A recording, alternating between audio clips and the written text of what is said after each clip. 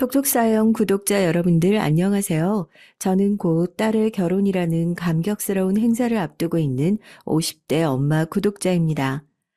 톡톡 사연을 구독하고 있지 않는 저희 남편도 제가 출퇴근길에 항상 톡톡 사연을 틀어놓고 당신은 어떻게 생각하냐, 너무 열받지 않냐, 붙들고 화를 내는 통에 이 채널이랑 채널에서 올라와 있는 얘기들을 다 알 정도로 열렬한 팬 중에 팬이에요. 저는 지금 남편이랑 결혼한 지 올해가 딱 30주년, 남편이랑 동업을 시작한 지도 딱 30주년이 됐습니다. 30년 동안 같이 일을 하면서 그렇게 꼭 붙어서 출퇴근을 하고 톡톡 사연 채널이 생긴 지 얼마 안 됐을 때부터 이 사연을 같이 들었으니 저희 남편도 애청자까지는 아니더라도 애청자 발끝 정도는 따라올 정도다 이렇게 얘기할 수 있으려나요? 남편이랑 결혼을 하고 동업을 시작하면서부터 자영업자의 인생이라는 게 그렇잖아요. 참 순탄치가 않았거든요. 더군다나 저희가 순탄치 않았던 이유가 단순히 일을 못해서 저희 일이 어려워서가 아니라 주변 환경 때문이었으니까 생판남으로 시집을 온 제 입장에서는 참 힘들 수밖에 없더라고요. 그런데도 여기다 제가 이렇게 힘들게 살았다 사연을 한 번도 제보할 생각은 하지 않았어요. 왜냐고요? 그건 다 제가 감당 가능할 정도의 화제였으니까요. 그건 제가 이렇게 사연을 제보하겠다고 두 팔을 걷어붙이고 나섰다는 것은 그만큼 참을 수 없는 일이 저에게도 생겼기 때문입니다. 더군다나 딸의 결혼이라는 경사스러운 일을 앞두고 집안을 죄다 엎어버릴 정도였으니 얼마나 큰일이었겠어요.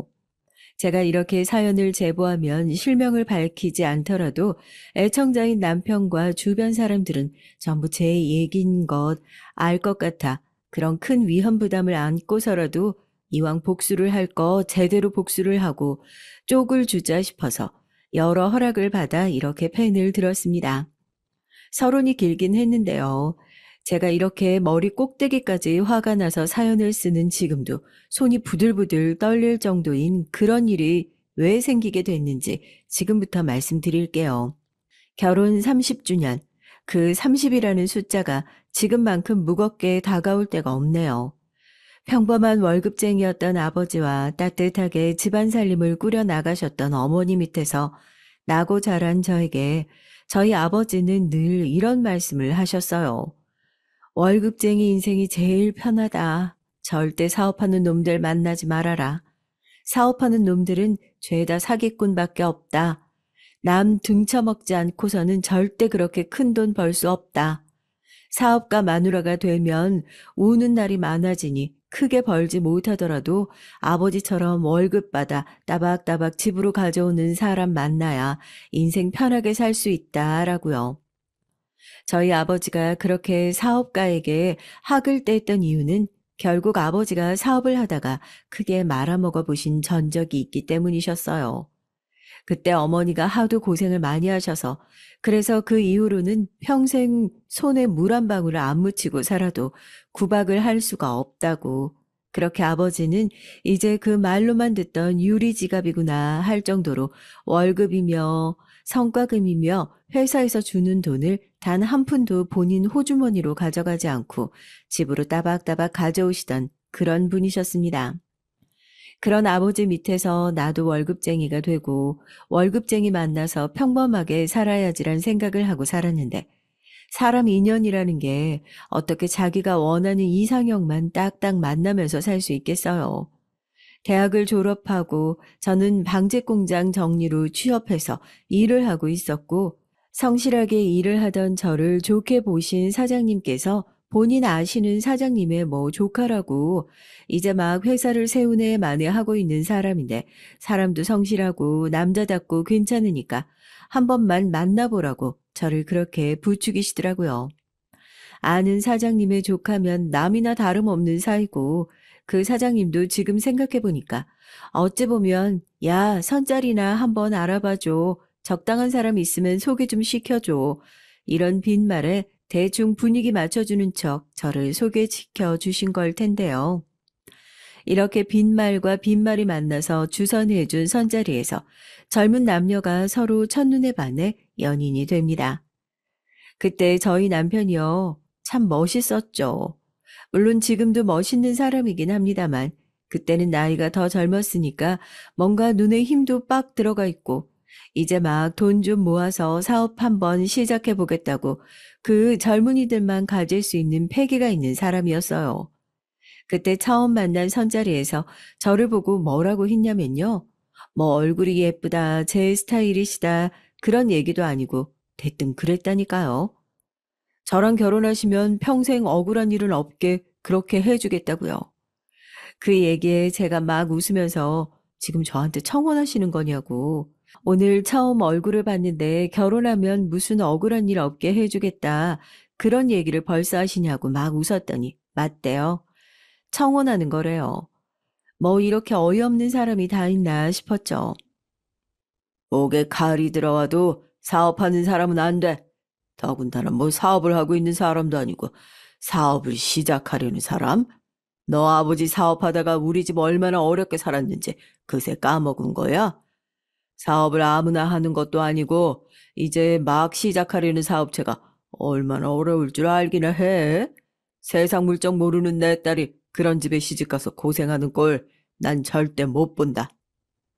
사업가는 다 사기꾼이다. 사업가는 절대 만나면 안 된다. 아직 결혼이 한참 남은 어린 딸에게도 그런 소리를 했던 아버지인데 다 큰 딸이 그래요. 아버지는 그렇게 실컷 말씀하셨지만 나는 사업가랑 결혼할랍니다 하고 남편을 데려왔으니 얼마나 속이 뒤집어지셨겠어요. 절대 안 된다고 목에 칼이 들어와도 안 된다고 단호하게 반대를 하셨죠. 저희 남편이 또 순순히 물러날 성격이 아니잖아요. 그때 사업 준비하고 있었던 거 싹 다 접고 저희 아버지 마음 돌려보겠다고 한 달을 그렇게 졸졸 쫓아다녔어요. 저희 아버지가 투자자도 아닌데 투자자한테 사업 설명하듯이 자료를 뽑아가지고 다니면서 그 세일즈 가방을 들고 쫓아다니면서 제가 이런 사업을 할 건데 이렇게 일을 해서 꼭 성공할 거다. 그래서 따님이 저랑 같이 조금 고생은 할지언정 살면서 억울한 일은 절대 당하지 않도록 자기가 든든한 방패가 되어주겠다. 그리고 젊은 날 잠깐 한 고생은 조금만 지나도 10배, 아니 100배로 호강할 수 있도록 되돌려 줄 거다. 호언장담을 하더라고요. 남편의 그 꿋꿋한 의지에 호랑이 같던 저희 아버지 마음도 결국 넘어갔고 그렇게 결혼을 허락해 주셨답니다. 저희 아버지가 아직도 그래요. 백사방 입다며 얼마나 좋은지 그때 결혼 허락이 아니라 자기 사업에 투자해라 하고 설득했으면 있는 돈 없는 돈 다 털어서라도 그 사업에 투자를 했을 거라고요. 그렇게 결혼과 동시에 저는 하고 있는 일을 관두고 남편의 사업을 돕기 시작했습니다. 그렇게 저희가 즐긴 30년 동업 생활의 서막에 오른 거죠. 뭐 10배, 100배로 호강시켜주겠다는 남편의 얘기는 둘째 치고요. 정말 너무 힘들었어요. 아직도 그때 이야기를 하면 남편이 입이 10개라도 할 말이 없다고 하거든요. 자기가 생각해도 그런 포부로 데려온 것 치고는 고생을 너무 많이 시켰으니까요. 저희 아버지 말대로 이제 막 시작하는 사업체에 신경 쓸 일이 어디 한두 개였겠냐고요. 저희 공장이 전지 관련 회사라서 연구원이 꼭 필요한 직종이다 보니까 어디 전국에서 날고 긴다 하는 대기업 출신 연구원들을 찾아가서 우리 회사 한 번만 와달라. 월급은 달라는 대로 줄 테니까 도와달라. 이렇게 사람들 찾아다니면서 설득해서 회사로 데려오는 것도 참 일이었다니까요. 이미 자기 회사에서 잘 나가고 있는 사람들이 왜 이제 막 시작하려는 공장으로 오겠다고 하겠어요. 절대 안 오지. 그때 남편 회사로 제일 먼저 들어왔던 연구원이 바로 저희 서방님입니다. 서방님도 머리가 나쁘지 않아요. 오히려 좋은 편이라고 해야 되죠. 지방대 출신이긴 하지만 당시에 대학원까지 나와서 좋은 회사에 다니고 있었고 저희가 이렇게 연구원을 찾아다닌다는 소식을 듣고는 선뜻 저희 공장으로 와서 일을 하겠다고 먼저 연락을 주더라고요. 이왕 이렇게 된 김에 차라리 서방님 잘 설득해서 같이 동업을 해보면 어때요? 아니, 그렇잖아요. 서방님이 일을 못하는 것도 아니고 지금 우리 상황에서는 꼭 필요한 인력이기도 하고 직원으로 쓰면서 연봉을 원하는 만큼 맞춰주는 것보다 회사 지분 나눠주면서 공동대표니 뭐니 그런 직함이라도 제대로 주면 서방님도 아무래도 회사의 책임감을 더 갖고 일을 하지 않겠어요? 뭐? 저 자식이랑 동업? 공동대표? 절대 안 될 말이야. 지금 무슨 꿍꿍이로 같이 일하겠다고 저렇게 먼저 굽히고 들어와서 일을 시켜달라고 하는진 몰라도 내 회사를 같이 운영하는 건 절대 못해. 당신이 저 자식을 몰라서 그래. 성격은 얼마나 고집불통이고 윗사람 말이고 아랫사람 말이고 어찌나 안 듣는지. 저 자식이랑 회사 같이 운영했다간 나중에 저놈 때문에 분명히 회사 휘청거릴 일 생긴다니까. 내가 장담해. 저야 남편 생각해서 넌지시 공동대표 얘기를 꺼내봤던 건데 남편은 제 얘기를 듣자마자 학을 떼더라고요. 서방님이랑은 절대 같이 일 못한다면서요. 왜 저렇게까지 싫어하나. 그래도 동생인데 뭐라도 같이 해보면 좋은 게 아닌가. 외동으로 나고 자란 저는 항상 마음 맞는 여동생 하나 있으면 좋겠다는 게 평생의 소원이었기 때문에 남편의 그런 단호한 태도가 잘 이해가 되지 않기도 했었거든요. 그런데 시간이 좀 지나고 나니까 그때 남편이 왜 그런 얘기를 했는지 알겠더라고요. 서방님의 성격은요, 남편이 얘기한 것처럼 고집불통 딱 이렇게 네 글자만으로도 표현이 가능한 사람이었습니다. 사소하게 어떤 일들이 있냐면요. 예를 들어 회사에서 뭔가 중요하게 결정해야 할 일이 있어요. 당연히 남편 회사고 아무리 뭘 잘 모른다고 해도 남편이 어쨌든 이 회사의 최종 결정권자잖아요. 남편이 봤을 때 이게 좋은 선택이 아니다 싶으면 그건 절대 아닌 거예요. 그런데 만약에 그 의견이 서방님한테서 올라온 거다? 그럼 그때부터 또 얘기가 달라지는 거죠. 서방님은 난 죽어도 이 생각으로 가야겠다 고집을 부리는 거고 남편은 야 내가 대표인데 네가 뭔데 내 결정에 이래라 저래라 토를 다는 거냐. 네가 아무리 이게 좋다고 해도 대표인 내가 아니라고 하면 직원인 너는 알겠다고 하고 다른 대안을 찾아야 맞는 거다. 둘이서 이거 가지고 피 터지게 싸우는 겁니다. 그럼 그 사이에 끼어있던 직원들이며 저는 그 고래 싸움에 새우등이 터지는 거고 그럼 그렇게 싸우게 되면 결국에 누가 이기냐고요? 대부분은 남편이 졌어요. 그도 그럴 게 서방님이 진짜 고집불통인 이유가 결국 자기 의견이 안 먹힌다 싶으면 그때부터 딱 출근을 안 해버렸거든요. 이 자식 오늘도 안 나왔어. 전화해서 당장 전해. 내일까지 회사 출근 안 하면 동생이고 뭐고 책상 빼버릴 거라고. 이게 뻑하면 자기 얘기 안 듣는다고 회사를 안 나오고 회사가 자기 놀이터인 줄 아는 거야? 하여튼 이 자식은 본때를 보여줘야 정신을 차리지.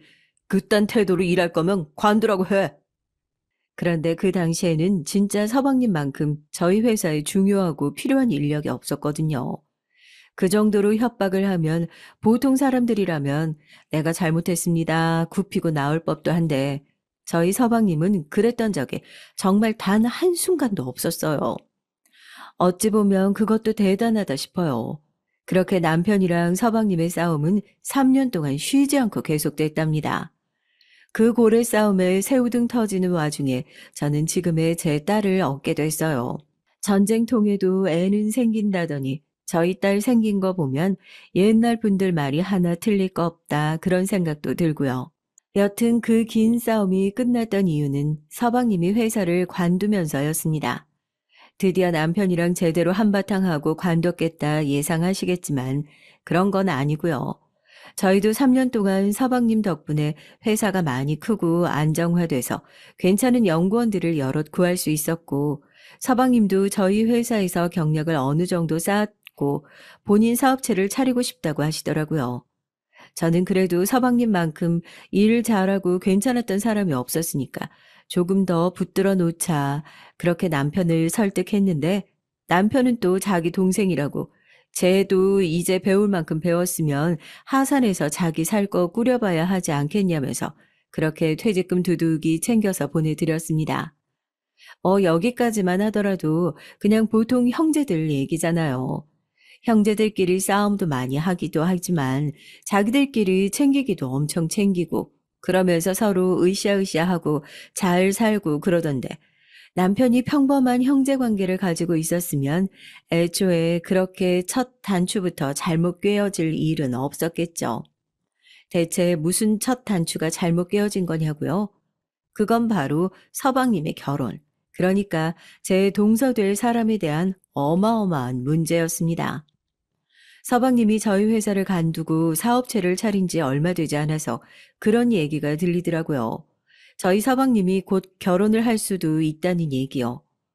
저희 집안 사람 얘기인데 동종업계 사람들 입을 통해서 그런 얘기를 들으니까 당연히 저희 가족들은 깜짝 놀랄 수밖에 없었습니다.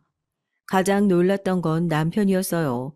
남편 성격이 동생 한정으로 불같은데 그 얘기를 듣자마자 서방님이 일하고 있는 공장에 말도 없이 들이닥쳐서 전후 사정을 따져 물었죠.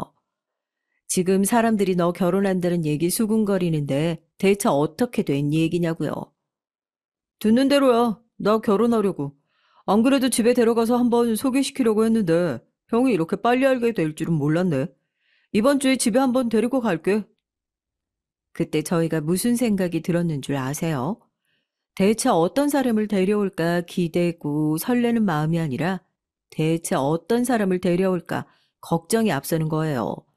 서방님이야 워낙 상의 한마디 없이 잘못된 선택을 하는 것으로 유명한 사람이었고 저희에게 결혼할 여자가 있다는 소식이 제일 늦게 들어올 정도면 뭔가 있어서 숨긴 게 분명하다. 그게 저희 결론이었거든요. 그리고 주말 서방님이 결혼하겠다던 소문의 그 여자분을 데리고 오셨습니다. 저는 예쁜 외모에 깜짝 놀랐고 남편은 다른 이유로 좀 놀랐던 것 같아요.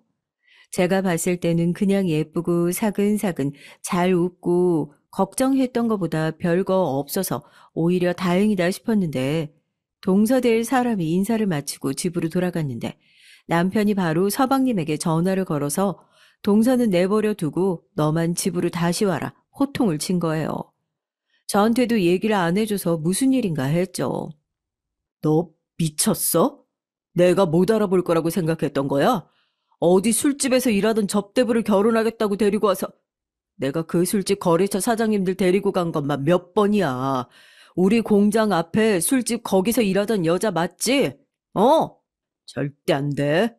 어디 그런 근본도 없는 여자랑 결혼을 하겠다고 하늘에 계신 부모님이 이 꼴을 보시면 뭐라고 생각하시겠냐? 어? 뭐냐, 우리 아들 좋은 여자 데려왔구나. 결혼 잘해라 그러시겠냐? 정신 좀 차려라, 이 자식아. 형이 뭔데 내 인생에 이래라 저래라야, 어? 내가 술집 여자랑 결혼을 하든 잘 나가는 여자랑 결혼을 하든 무슨 상관이냐고. 그리고 저 여자 그냥 술집 여자 아니야. 내가 좋아하고 사랑하는 사람이라고. 저 사람이랑 결혼 못하게 할 거면 나 그냥 평생 형 안 보고 살 거야. 형이 저 사람에 대해서 뭘 안다고 그렇게 함부로 말해. 그 얘기를 듣고 저도 뒤로 넘어갈 뻔했잖아요. 동서라고 데리고 온 여자는 저희 공장 앞에 유명한 술집, 뭐 좋은 말로 해서 요정이라고 하잖아요. 동네에서 사업 좀 하고 돈 좀 만진다 하는 사람들이 보면 얼굴 다 안다고 할 정도로 유명한 접대부 출신이라는 거예요. 그러니 남편이 뒷목 잡고 넘어갈 만 하잖아요.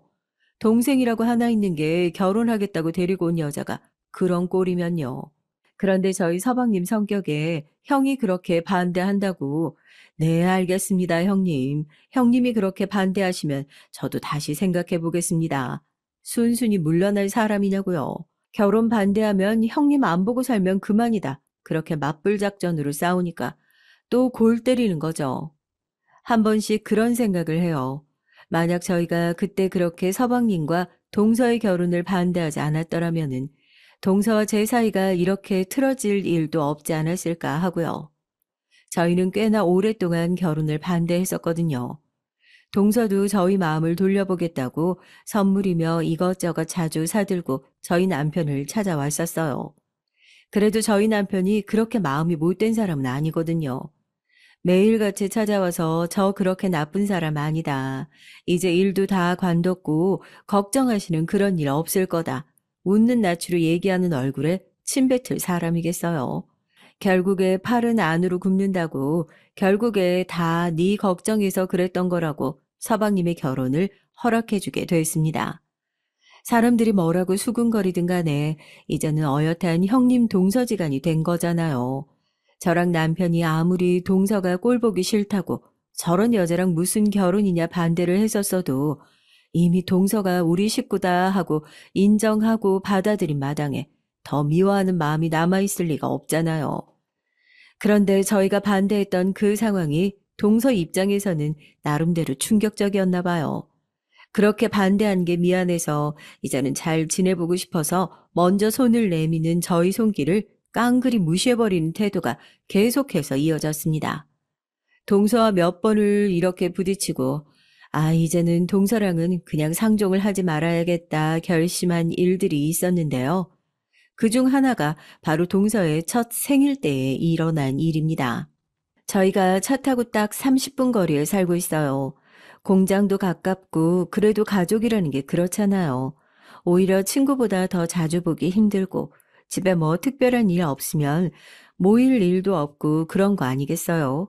저는 나름대로 일한답시고 가깝게 지내는 친구들 하나 없이 늘 일만 하는 남편이 마음에 걸려서 그래도 가까이 살고 같은 일을 하는 서방님이랑 좀 친하게 지내면 말년에도 외로울 일은 없지 않을까 하는 생각에 종종 집에 들러서 식사도 하고 가셔라. 어떻게 보면 그렇게 먼저 손을 내밀곤 했어요.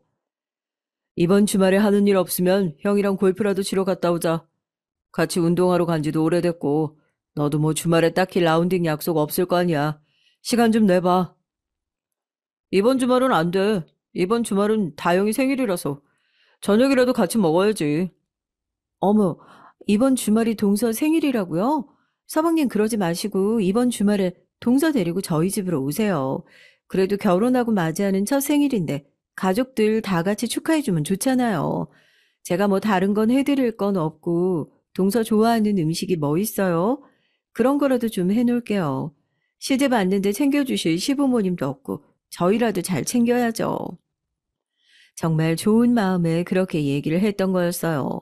뭐 동서를 그렇게 반대했는데 괜히 결혼하고 나니까 가식 떠는 거 아니냐 그런 생각 하실까 봐서요. 하늘의 맹세코 절대 그런 거 아니고요. 사실 불순한 의도라고 하면 불순한 의도일 수도 있었겠죠. 이렇게 출퇴근길에 저희 집에 왔다 갔다 하는 서방님과 달리 동서는 저희 집이라면 근처에도 오고 싶어 하지 않아 하니까 윗사람이 돼서 이런 식으로 먼저 손도 좀 내밀어 주고 동서가 좋아하는 것들로 생일상을 차려서 생일도 좀 제대로 챙겨주고 그렇게 나름대로 결혼 전에 따지 못했던 점수들을 따면 저희 관계도 보통의 사람들 정도로는 회복되지 않을까 그런 생각이었습니다. 제가 뭐 어디 동서가 예뻐서 그렇게 점수 따려고 사바사바 해가면서 그랬겠어요. 그냥 다 저희 남편 생각해서 그랬던 거죠. 동서가 저렇게 마음 먹고 팔짱 딱 끼고 형님네 집은 안 가련다. 형님네가 자기를 너무 미워하는 것 같아서 굳이 거기 가고 싶지 않다. 그렇게 나오니까 자연스럽게 서방님과의 관계도 소원해지게 되는 것 같고 남편이 저한테 대놓고 말은 하지 못하더라도 서방님과의 관계가 그렇게 틀어지니까 형제라고 많기나 하냐고요. 딱 하나 있는데 마누라들끼리 사이가 안 좋아서 그러고 있으니 한숨 푹푹 쉬면서 당신이 먼저 좀 연락 좀 해봐라 하고 찔러보는 거예요. 뭐가 예쁘다고 생일상이나 차려주고 앉았냐 하시면 할 말이 없지만 맏며느리라는 자리가 결국에 다 그런 거 아니겠어요. 집안 잘 굴러가게끔 싫은 꼴도 어쩔 때는 눈 감아주고 참고 마음씨 넓고 어른스러운 사람인 척 해야 집구석이 굴러가는 거죠. 여튼 그렇게 얘기를 하니까 자기 마누라 챙겨준다는데 싫어할 남자가 어디 있어요.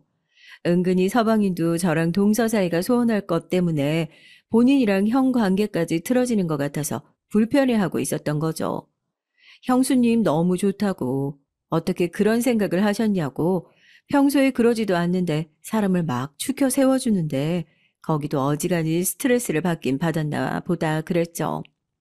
그런데 사람이 안 하던 짓을 하면 꼭 사달이 난다고 관계 회복을 위해서 제 딴에는 엄청나게 신경을 썼던 그 자리가 안 그래도 간당간당하게 붙어있던 저희 사이를 완전히 갈라놓는 계기가 될 거라고는 정말 상상도 하지 못했습니다. 대체 무슨 일이 있었냐고요? 들어보시면 아마 무슨 이런 여자가 다 있냐. 저 대신 상이라도 엎어버리고 싶다고 하실걸요. 동서 생일이라고 제가 얼마나 난리를 떨어가면서 생일상을 준비했는지 몰라요. 금요일에 퇴근하고 남편이랑 장만 30만 원어치를 봐가지고 올 정도였으니까요. 시부모님이 안 계시니까 시부모님 생신 때도 이렇게 어마어마한 생일상 준비는 해본 적이 없는 것 같은데 동서가 뭐라고 내가 이 고생을 하고 있나 싶기도 했는데 그냥 좋게 좋게 생각하기로 했죠. 그래, 동서도 가족도 없는데 이 집에 시집 와서 홀로 외롭게 지냈을 거고 어차피 이 집안에서 남인 사람은 나랑 동서 둘밖에 없는데 이렇게 여자 둘이서라도 으쌰으쌰 하면서 잘 지내봐야지 했죠. 사실 이 며느리들 사이의 관계라는 게 참 그렇잖아요. 어디서 그런 얘기를 들어본 적이 있어요. 며느리와 시댁은 남편이라는 견고한 교집합으로 연결되어 있다고요. 저 역시 남편을 사랑하기 때문에 선택한 거고, 남편은 그 시댁의 혈연이라는 며느리들은 감히 이걸 끊어내려고 시도도 해보지 못하는 질긴 무언가로 연결되어 있기 때문에 남편과 저 사이에 있는 사랑이 식지 않는 이상은 시댁과 저는 거의 한 몸을 지니고 있는 것과 다름없었죠. 그러나 반면에 형님과 동서지간은 다르고요. 형님과 동서 사이의 교집합은 결국 한 집안에서 그 혈연으로 이어져 있는 각각의 남자를 사랑하고 있는 것, 그거 하나밖에 없잖아요. 같은 집안의 형제를 우연히 사랑하게 됐다는 그 사실 하나만으로 연결되어 있는 관계가 진짜 혈연 관계 같은 유대 관계를 갖기 위해서는 충분하고 오랜 시간과 노력이 필요하다고. 그렇기 때문에 형님과 동서지간 사이에는 언제든 서로 지킬 수 있는 안전거리가 필요하다. 그런 얘기였어요. 저 그 얘기를 보고 옳았구나. 이렇게 맞는 말이 또 있나 하고 공감했잖아요. 동서가 시집을 오고 제 동서가 되고 나서 저희 둘이서만 오롯이 대화를 한 시간을 계산을 해보면 다 합쳐서 1시간? 2시간이나 되려나요? 대화를 하면서 교집합을 만들어 보려는 저의 노력은 번번이 실패로 돌아갔죠. 어떻게 보면 그런 안전거리를 유지해야 하는 관계에서 충분한 시간과 노력이 이 사람을 나의 가족으로 묶으려고 했던 것 자체가 제 작전이 실패로 돌아갈 수밖에 없었던 가장 큰 패착이 아닐까 그런 생각을 합니다. 이제 와서 그 이유가 뭐였는지 분석해봤자 무슨 쓸모가 있을까 싶지만 말입니다. 여튼 그 당시에 저는 동서와 멀어지는 방법보다는 가까워지는 방법을 궁리하는 사람이었고 동서의 생일은 그런 저에게 아주 좋은 핑곗거리가 될 수 있었죠. 전날부터 열심히 장을 보고 동서가 좋아한다는 음식들을 미리 듣고 음식을 장만하고 잔치상 수준이 얼마나 어마어마했냐면요. 저 혼자 요리를 하기 힘들어서 동네 사람들한테 SOS를 요청할 지경이었다니까요. 다들 도와주면서도 무슨 동서 생일에 이렇게까지 공을 들이냐고 타박을 했을 정도였죠. 그래도 이 정도면 동서가 내 노력을 알아주지 않겠냐고, 서로 좋은 게 좋은 거 아니겠냐고, 저도 이제 동서랑 좀 건강한 관계를 유지하면서 지내보고 싶다고 얘기하면서 그렇게 즐겁게 생일을 준비했습니다. 그리고 기다리던 주말 저녁이 다가오고 드디어 동서가 저희 집에 발을 들였죠. 동서 생일 축하해요. 내가 동서 생일이라고 이거 봐봐. 얼마나 많이 준비했는지 몰라. 준비하면서 힘들었다고 생색내는 건 아니고 그냥 나도 이렇게 노력했다. 동서가 좀 알아줬으면 좋겠어서. 서방님 얘기 들어보니까 소갈비 그렇게 좋아한다면서 찜갈비를 좋아하는지 구이를 좋아하는지 그것도 모르겠어가지고 내가 둘 다 준비했네. 아니 근데 그것도 지금 생각해보니까 진짜 웃겨요. 동서가 뭐라고 그렇게 온 가족들이 붙어서 동서 비위 한번 맞춰보겠다고 그 고생을 했을까요? 여튼 그때는 좋은 게 좋은 거라고 내가 너 주려고 이것도 만들었다, 이것도 만들었다. 괜히 동서한테 팔짱까지 껴가면서 부엌에 데리고 들어가서 간도 좀 보라고. 제가 하도 그렇게 호들갑을 떨어대니까 동서도 뭐 얼떨결에 끌려다니면서 알겠다고 좋다고는 해요. 그렇게 그 불편한 식사 자리가 시작됐습니다. 형수님, 이거 다 준비하시느라 엄청 고생하셨겠는데요? 당신도 좀 먹어봐. 이 사람 첫 생일이고 시부모님도 안 계셔서 결혼할 때도 제대로 못 챙겨준 것 같아서 미안했는데 그래도 형님이랑 형수님 덕분에 이제 좀 가족 노릇 제대로 하는 것 같아서 감사해요. 어떻게 동서 입에는 좀 잘 맞아? 넉넉하게 했어. 맛있는 거 있으면 얘기해. 내가 이따 집에 갈 때 좀 싸줄게. 갈비는 양념 재둔 거 김치통에 한가득 담아놨거든? 집에 가서 그냥 끓이기만 하면 되는 거니까 그것도 이따가 좀 챙겨가고. 우리도 미안한 게 많아. 그래도 내가 형님인데 결혼하고 나서 형님 노릇이나 뭐 제대로 한 적이 있었나? 난 그냥 우리 관계가 너무 급조되지 않았으면 해서 신중하게 군다는 게 동서 입장에서 보면 형님이 너무 재고 따지나 그렇게 생각했을 수도 있을 것 같아. 그래도 우리 이제 한 가족이잖아. 그간에 무슨 일이 있었든 이제는 서로 얼굴 붉히지 말고 우리 서로 챙길 사람은 서로밖에 없다 이런 생각으로 잘 좀 지내보자. 알겠지, 동서? 뭐 동서도 고개를 끄덕거리면서 밥도 맛있다고 고맙다고 말이라도 그렇게 하니까 저도 그제서야 마음이 좀 놓이더라고요. 그렇게 화기애애한 식사 자리가 계속 이어질 거라고 생각했는데 문제는 식사를 다 마치고 나서 저희가 준비한 선물을 주는 자리에서 생겼습니다. 다들 동서 선물 뭐 하세요? 저희도 엄청나게 고민을 많이 했거든요. 그렇다고 평소에 선물을 안 하는 성격도 아니거든요. 서방님 결혼할 때 저희 남편이 냉장고랑 세탁기까지 해줬어요. 가전 그렇게 두 개만 묶어도 벌써 값이 얼마예요. 그런 거 해주면서도 저희 혼수를 우리가 다 해준 거나 마찬가지네 생색 한 번 내본 적이 없는 사람들입니다. 그래도 동서 첫 생일이고 하니까 뭐 스카프를 하나 사줄까 아니면 작은 액세서리를 하나 사줄까 백화점에 가서 한참을 고민했는데 언제 동서를 얘기를 해봤어야 알죠. 무슨 취향인지도 영 모르겠고 남편한테 연락을 해서 지금 백화점인데 선물을 뭘 해야 할지 모르겠다. 화장품을 하려니까 또 사람마다 쓰는 화장품이 다 달라서 괜히 안 쓰면 이것도 처치곤란일 것 같고 향수나 스카프나 이런 것들은 더 취향 많이 탈 것 같아서 골치 아프고 하니까 남편이 그래요. 상품권은 어떻겠냐고요. 솔직히 제가 돈으로 선물하는 것 자체를 그렇게 좋아하지 않긴 하거든요. 물론 나이 먹고 나서는 누가 선물 준다고 했을 때 현금으로 받는 게 제일 편하고 기분 좋지만 조금 젊었을 때까지만 하더라도 같은 값이라고 하면 현금으로 선물을 준다는 게 되게 나쁘게 말하면 성의 없어 보이기도 하잖아요. 그래서 아무리 그래도 동서 첫 생일인데 상품권을 주면 그건 그거 나름대로 기분 나빠하지 않을까 그런 생각을 했죠. 물건을 사면 취향 때문에 갈릴 거고 그럴 바에는 가서 본인이 원하는 거 사라고 상품권 챙겨주는 게 제일 낫지 않겠어? 너무 고민하지 말고 그냥 적당선에서 상품권으로 챙겨줘. 제수 씨도 그걸 더 고맙다고 할 거야. 그래서 딱 30만 원어치 상품권을 사서 리본으로 예쁘게 묶어 포장까지 해서 준비를 해놨죠. 생각을 해보세요. 동서 생일상을 차린다고 장을 본 게 30만 원, 상품권 산 것만 해도 30만 원이니 벌써 60만 원 돈이 나간 상태인데 저랑 남편이 아무리 사업을 한다고 하더라도 저희는 뭐 돈이 어디 화수분처럼 샘솟는 사람들이에요. 저희도 나름대로 첫 생일이다 뭐다 하니까 큰맘 먹고 힘을 준 거죠. 그래도 이 정도면 섭섭하지 않겠다 하고 준비한 선물을 동서에게 건넸습니다. 내가 선물을 뭐 해줄까 한참 고민하다가 백화점까지 갔는데 동서 취향을 영 모르겠더라고. 그것도 그거 나름대로 미안하더라. 나름대로 가까운 사이라고 자부하고 싶었는데 이렇게 서로 취향도 모르는 사이일 줄 누가 알았겠어. 뭐 큰돈은 아니지만 나중에 동서 사고 싶은 거 살 때 보태 쓰라고 상품권 좀 넣었어. 앞으로 시간 나면 우리 쇼핑도 같이 다니고 하자.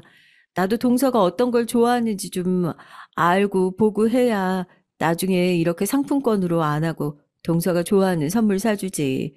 성의 없다고 생각하지 말고 고민을 참 많이 했나 보다 그렇게 생각해주면 좋겠네. 내 마음 이해하지?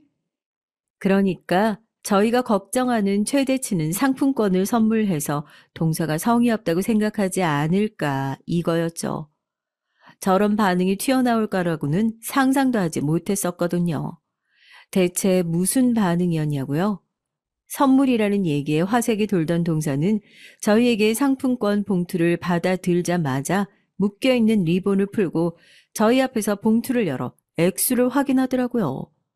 그 행동만으로도 너무 충격적이었고 당황했죠. 아니, 선물을 주면 더군다나 상품권이나 현금으로 선물을 주면 준 사람 앞에서는 민망하니까 보통 뒤에 가서 액수를 확인한다거나 하지 않나요? 저는 그런 게 기본 상식이라고 생각했는데 동서는 그런 기본 상식조차 없는 사람이라는 걸 깜빡한 겁니다. 그리고 더 충격적이었던 건요. 이어지는 동서의 반응이었습니다. 액수를 확인한 동서는 저희 앞에서 봉투 안에 있는 상품권을 꺼내 액수를 확인하고 몇 번이나 빈 봉투를 뒤집어 보고 형광등에 비춰보는 등 누가 봐도 이것밖에 안 넣었었냐는 반응으로 선물을 받아들더라고요. 그 행동이 너무 황당하고 어이가 없어서 저희도 벙쪄서 쳐다만 보고 있었어요. 이게 전부라는 걸 이제 확실하게 알았는지 동서가 저희를 보고 팩 짜증을 내더라고요. 형님, 선물이 정말 이게 다인 거예요? 아무리 그래도 그렇지. 이거 가지고는 어디 시장 가서도 가방 하나 못 살 돈이에요. 이거 가지고 뭘 보태서 뭘 사라고 주신 거예요, 지금? 당신도 그만해. 형님이랑 형수님이 신경 써서 챙겨주신 자리인데 꼭 분위기로 그렇게 만들어야 속이 시원하겠어? 액수가 뭐가 중요하다고 그래. 나름대로 넉넉하게 챙겨주신 것 같은데. 모자란 거 있으면 차라리 나한테 얘기를 해. 내가 더 챙겨줄 테니까. 아니, 그렇잖아요. 내가 두 분 어떻게 사시는 거 뻔히 아는데. 벌이가 안 좋으신 것도 아니고. 뭐 생일상 차려주신 거? 고마워요. 너무 감사하죠. 그런데 뭐 귀한 선물 주시는 것처럼 판은 다 깔아놓으시고 저한테 이런 걸 주신다는 게 아무리 생각해도 저는 그냥 저를 무시하는 거라고밖에 생각이 안 들거든요. 형님은 항상 그랬어요. 제가 시집 올 때부터 은근히 저 술집 출신이라고 무시하셨던 거 제가 모를 줄 아세요? 이것도 결국 그런 거잖아요. 그 말에 저도 화들짝 놀라면서 아니다, 무슨 얘기를 하는 거냐. 내가 언제 동서를 무시했냐. 한바탕 또 난리가 났습니다. 생각해 보세요. 동서가 시집 오고 난 이후에 계속 이렇게 사이가 안 좋았던 건 아니었거든요. 신혼 초에는 저희가 집에도 종종 놀러 오고 했는데 그때도 이런 동서의 자격지심 때문에 별것도 아닌 것 가지고 토라지고 짜증을 내기 일쑤였어요. 예를 들어서 이제 막 시집 온 사람이 살림을 잘 해봤자 얼마나 잘하겠어요. 제 눈에 다 서툴긴 마찬가지죠. 그래도 가정주부를 하고 있는 동서 기 죽을까봐 살림하는 거 뭐라도 칭찬을 해야겠다 싶었거든요. 동서 시집 온 지 얼마 안 됐을 때 저희 집에 과일 선물이 잔뜩 들어와서 과일을 좀 깎아서 거실에 내가자. 같이 나눠 먹자 해가지고 부엌에서 과일을 깎고 있는데 동서 손끝이 되게 야무진 거예요. 과일도 예쁘게 잘 깎고 손도 빠르고 해서 지나가는 말로 칭찬을 한번 했거든요. 동서 과일을 정말 예쁘게 잘 깎는다고요. 저는 시집 오고 나서 과일 너무 못 깎아서 친척 어른들 올 때마다 그럴 때면 얘 감자칼이라도 내줘라. 저렇게 과일 못 깎는 며느리는 처음 본다 타박을 하셨는데 동서는 그럴 일 없겠다면서 나름대로 칭찬을 해줬던 거거든요. 그런데 그 얘기가 뭐가 그렇게 기분이 나빴는지 그때도 지금 저 술집에서 일했다고 과일 잘 깎는다고 그렇게 꼽주시는 거예요? 이러면서 팩 쏘아붙이고 자기는 기분 나빠서 여기 더는 못 있겠다면서 과일 깎다 말고 칼을 탁 내려놓고 서방님이랑 집으로 가버린 적이 있었거든요. 뼈가 빠져라 동서의 생일상을 준비했는데 돌아오는 반응이 이러니 저라고 기분이 좋았겠어요? 뭐라고 한 소리를 하고 싶은데 그럴 기운조차 없더라고요. 그냥 자격지심으로 똘똘 뭉쳐있는 동서랑 얘기할 때마다 이렇게 피로감을 느낀다면 난 더 이상 차라리 동서랑 무슨 말을 안 섞는 게 낫겠다 싶더라고요. 그렇게 열심히 준비했던 동서의 생일은 자격지심으로 엉망진창이 돼버리고 이미 싸해진 분위기를 어떻게 되살릴 수도 없이 서방님이 동서의 입을 막고 이걸 어떻게든 수습해 보려고 그렇게 집으로 돌아갔습니다. 그러고 나서는 서방님 댁이랑 정말 교류를 안 했던 것 같아요. 뭐 각자 생일에 만나지 않았던 건 물론이고 시부모님 제사 때나 얼굴만 볼 정도. 1년에 한두 번 정도 어색하게 서로 앉아 있다가 말도 잘 섞지 않고 집에 가버리는 날들이 대부분이었죠. 그런 날들이 거의 20년 가까이 다 된 거예요. 저희 딸이 그 사이에 고등학교를 졸업하고 대학교를 들어가고 승무원이 될 때까지 그런 사이가 계속됐었으니까요. 여튼 잠깐 짬을 내서 저희 딸 자랑을 좀 하자면요. 저 닮아서 키도 크고 팔다리도 길쭉하고 자기 아빠 닮아서 외모도 꽤 괜찮은 편이라서 대학을 항공과로 진학을 했어요. 그 사이에서 공부도 곧잘하는 편이라 졸업하자마자 바로 승무원으로 합격해 일을 하고 있었거든요.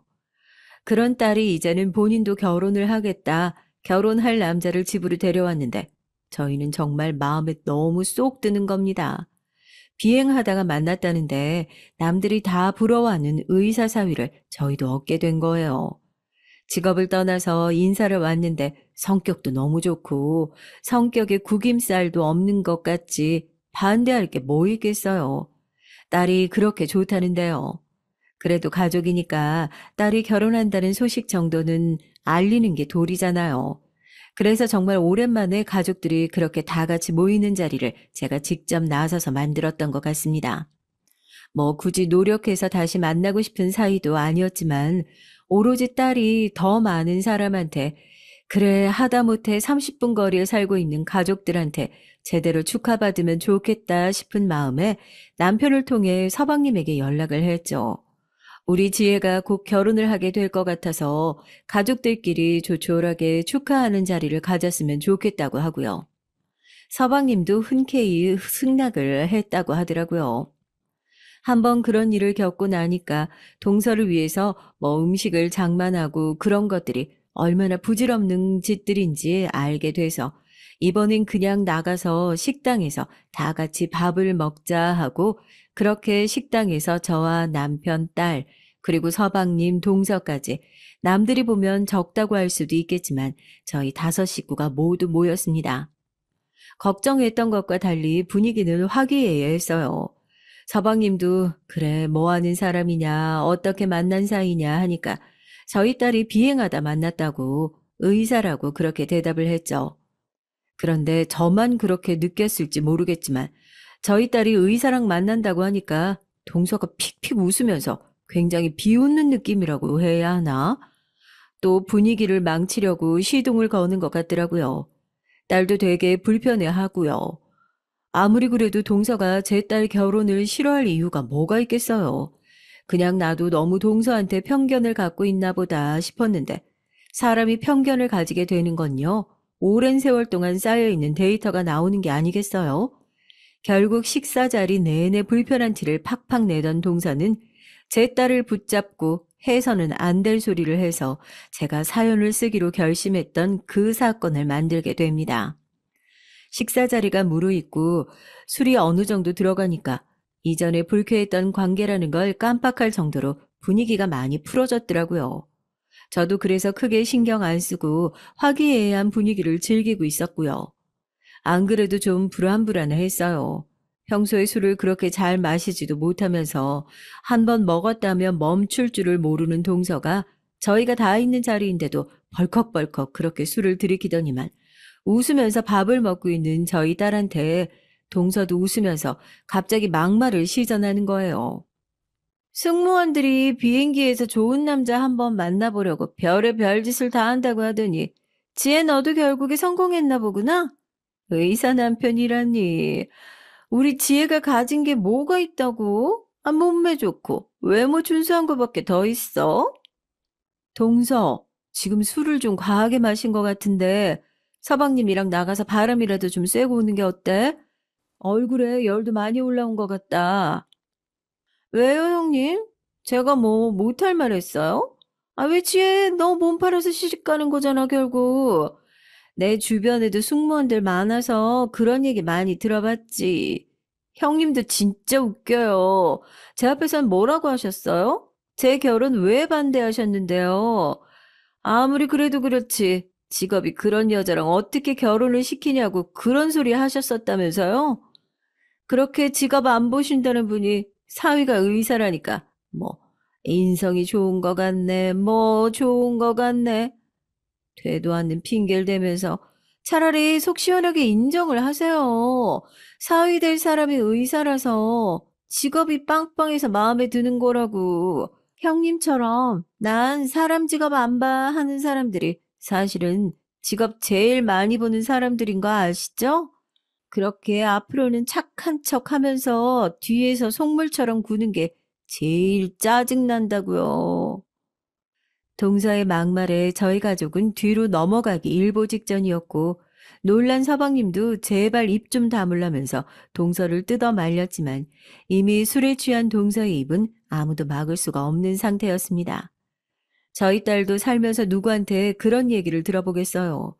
너무 큰 충격을 받아서 말도 못하고 눈물이 그렁그렁해져서 화장실로 뛰어가고 동서 혼자서만 신나서 계속 주절거리더라고요. 술에 취해서 눈 초점도 제대로 안 맞추는 주제에 내가 뭐 생판 없는 소리를 한 줄 아냐. 내 주변에도 승무원들이 많은데 다 그런 식으로 해서 시집 갔다고 하더라. 지혜라고 뭐 다를 게 있겠냐. 이런 소리를 하면서 신이 났더라고요. 더 이상 안 되겠다 싶었는지 서방님이 죄송하다고 사죄를 하면서 동서의 팔을 잡아 끌고 식사 자리를 파하려고 했는데 내 딸한테 그런 막말하고 어디 그냥 보낼 수 있겠냐고요. 서방님 바보시라고 나도 할 말이 남았다고 저도 부하가 치밀어서 팔뚝을 걷어붙이고 동서가 그렇게 싸우고 싶어서 환장을 한 것 같으니 어디 오늘 제대로 한번 붙어보자고 제가 테이블을 박차고 일어났습니다. 그런데 조용하던 남편이 저보다 한 발 더 빠르더라고요. 저 결혼을 한 이후로 남편이 그렇게 크게 화낸 것을 그때 처음 봤어요. 테이블에 있는 접시들을 그냥 싹 다 밀어서 바닥에 접시들이 와장창 깨지는 소리가 나고 그 소리에 놀란 서방님과 동서도 멈칫하더라고요. 남편이 저를 뒤로하고 나오더니 서방님 앞에 서서 표정 하나 바뀌지 않고 결국 팔을 들어 동서의 뺨을 세차게 올려 붙였습니다. 서방님도 동서가 지은 죄가 있으니 뭐라고 크게 화를 못 내고 뺨을 얻어맞은 동서는 얼마나 놀랐는지 딸꾹질을 하면서 저희 남편을 째려보더라고요. 아주버님, 지금 저 치신 거예요? 왜요? 제가 뭐 틀린 말 했는데요. 아주버님은 딸을 뭐 세상에서 제일 고귀한 존재고 저같이 미천한 것들은 그런 말도 하면 안 된다. 법으로 정해져 있기라고도 해요. 뭐? 뭐 눈에 뭐만 보인다고 몸을 팔아? 내 딸이? 이런 미친 여자랑 애초에 결혼을 시키는 게 아니었는데. 내가 그동안 내 마누라한테 우리 식구들한테 싫은 소리 한 것도 다 참아줬던 건 다른 이유 없이 그냥 딱 하나 네가 내 동생이랑 결혼했다는 이유 하나만으로 참아준 것뿐이야.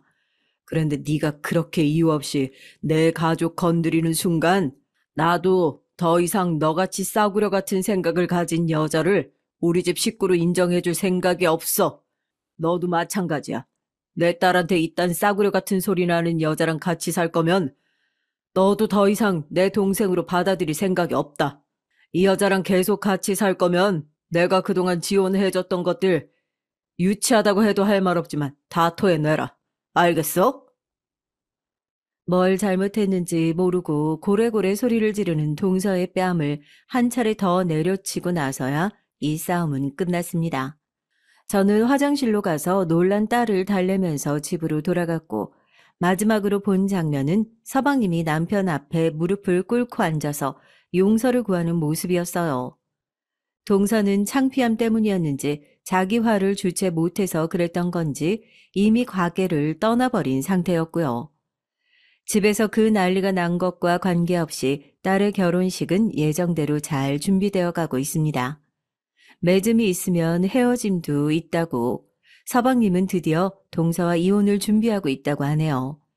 저희 앞에서도 그렇게 막말을 해대는 동서인데 집에서는 또 얼마나 난리였겠어요. 서방님도 서방님 나름대로 참고 살아온 세월이 길었는데 그때 그 모습을 보니 더 이상 내가 품고 살 수 있는 사람이 아니구나 제대로 깨달으셨다고 하더라고요. 사과는 제대로 받았냐고요? 서방님한테는 제대로 받았죠. 저한테도 제 딸한테도 진심으로 미안하다는 사과를 남기셨어요. 그 여자한테 사과를 받는다는 이유로 다시 마주할 일은 없을 것 같다는데 이혼 얘기가 나오니까 저한테 먼저 연락을 해서 본인이 그날 술이 너무 과했던 것 같다면서 혹시 이혼 문제에 대해서 본인 편을 좀 들어줄 수 있냐. 아무리 생각해봐도 이혼은 아닌 것 같다고 저한테 은근히 도움을 청하는 눈치더라고요. 그래서 제가 어떻게 했냐고요? 동서한테 온 연락 몽땅 지워버리고 연락처도 차단해 놨어요. 이제 안 보고 살 생각하니까 속이 다 시원하네요. 참 형님 동서지간이 뭐라고 억지로 그 관계를 못 놓고 꾸역꾸역 그 노력을 했는지 사연을 쓰다 보니까 그 시간들이 참 아깝고 우습네요. 우리 인생이 얼마나 짧은데 앞으로도 좋은 것들만 보고 좋은 사람들만 제 울타리 안에 넣고 살아가려고요. 좋은 것들로만 채워도 모자란 인생인데 동서 같은 사람들로 흔들리는 일은 앞으로도 없을 거라고 다짐합니다. 동서, 이 사연 어디선가 듣고 있을지 모르겠지만 그래도 어른으로서 한마디 조언 하나 해줄게. 제발 그 열등감 좀 버리고 앞으로도 다시는 만나지 말자. 나 안 보는 데서 행복하게 잘 살길 바랄게. 안녕하세요. 저는 60대 후반의 아들 둘의 어머니입니다. 오늘 저는 제가 얼마나 나쁜 인간이었는지 솔직히 고백하려고 해요. 세상 사람들이 다 제게 돌을 던져도 저는 할 말이 없는 그런 사람이거든요. 물론 지금은 제가 저지른 행동이 얼마나 끔찍한 일인지 너무나도 잘 알고 있고 저에 대한 벌도 달게 받고 있지만 얼마 전까지만 하더라도 저는 정말이지 최악이었죠. 저희 집은 중산층 이상이 되는 흔히 말하는 좀 있는 그런 집이에요. 아들을 키울 때도 돈이 부족해서 애들이 하고 싶다는 것을 못한다 이런 일은 한 번도 없었답니다. 오히려 다른 집보다 풍족했으면 풍족했죠. 윈도우 컴퓨터가 보급된 지 얼마 되지 않았을 시절 저희 집에는 아들 둘이서 싸우지 말라고 하고 컴퓨터가 2대나 있었고 인터넷도 마음껏 사용하라고 전화선을 따로 넣을 정도였어요. 아들 둘은 제게 있어서 보물이자 자랑거리였죠. 연년생인 아들 둘은 공부도 곧잘 해서 학교에서도 알아주는 수재였답니다. 대학도 재수 한 번 없이 떡하니 의대를 붙어서 제 어깨는 거의 하늘을 찌를 정도였어요. 어떻게 아들을 키웠기에 저렇게 잘났냐고 비법을 알려달라고 하는 사람들이 있을 정도였어요. 그 중에서도 큰아들은 매너도 좋고 키도 크고 잘생겼고 뭐 하나 빠지는 것이 없었죠. 학교 다닐 때는 여자 문제로 속을 좀 썩이긴 했지만 그래도 군대 가서 정신 차렸는지 그 이후로는 여자 문제도 깨끗했답니다. 주변에서 누가 며느리로 들어올지 궁금하다고 할 때마다 저는 아들이 좋다고 하면 누구든 상관없다고 대답했지만 사실 속으로는 다른 생각을 하고 있었어요. 드라마에 보면 그런 일들 종종 있잖아요. 돈 많은 집에서 병원을 차려준다고 결혼하자고 찾아온다거나 병원을 물려주겠으니 우리 딸이랑 결혼을 하라고 한다거나 하는 그런 것들이요. 적어도 의사 아들과 급이 맞는 그런 며느리가 들어올 것이라고 믿고 상상의 나래를 마음껏 펼쳤죠. 이런 제 모습을 남편은 못마땅하게 여겼답니다. 하지만 있을 수 없는 일이 일어났어요. 제대 이후 큰아들은 연애에 관심이 없는 것인지 아니면 연애를 남몰래 하는 것인지 너무 조용하더라고요. 원래 연애를 하면 동네가 다 알도록 하는 녀석인데 말이죠.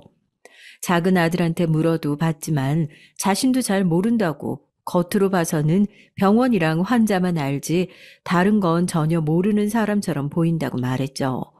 병원에서도 자기들끼리 이상하다는 소리를 한다고 하더군요.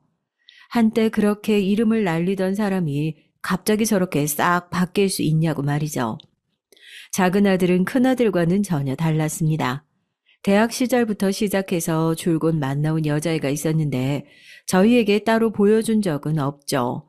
한두 해도 아니고 연애를 그렇게 오래 했으면 한 번쯤은 보여줄 법도 한데 작은 아들은 한 번도 소개시켜 준 적이 없었답니다. 그래서 그냥 만나는 사람이 있다 정도만 저희가 알고 있었어요. 남편은 큰아들보다 작은 아들이 먼저 장가를 가겠다고 할 것 같다는 말을 종종 했었는데요. 가족들의 예상처럼 작은 아들은 대학을 졸업한 지 얼마 되지도 않았는데 덜컥 결혼을 하겠다고 하더군요. 남편과 저는 드디어 비밀처럼 숨겨두었던 여자친구를 볼 수 있냐고 다들 기대에 차 있었어요. 작은 며느리는 같은 병원에서 일하는 약사라고 하더군요. 처음 인사를 와서는 싹싹하고 말도 어찌나 예쁘게 하는지 정말 마음에 쏙 들었습니다. 거기다 사돈되는 분들이 두 분 다 대학 교수라는 얘기를 듣고 난 후에 더 마음에 들더라고요. 작은 아들하고 너무 잘 어울린다 싶었답니다. 요즘은 결혼 준비라고 해봤자 애들이 자기들끼리 알아서 하는 경우가 많잖아요. 친구들을 보니까 부모님들이 나서서 하는 일이 많이 없는 것 같더라고요. 저 역시도 둘만 좋으면 된다는 생각으로 아이들이 준비하는 것을 보기만 했죠. 그런데 하루는 작은 며느리가 제게 줄 것이 있다면서 집으로 오겠다고 하더라고요.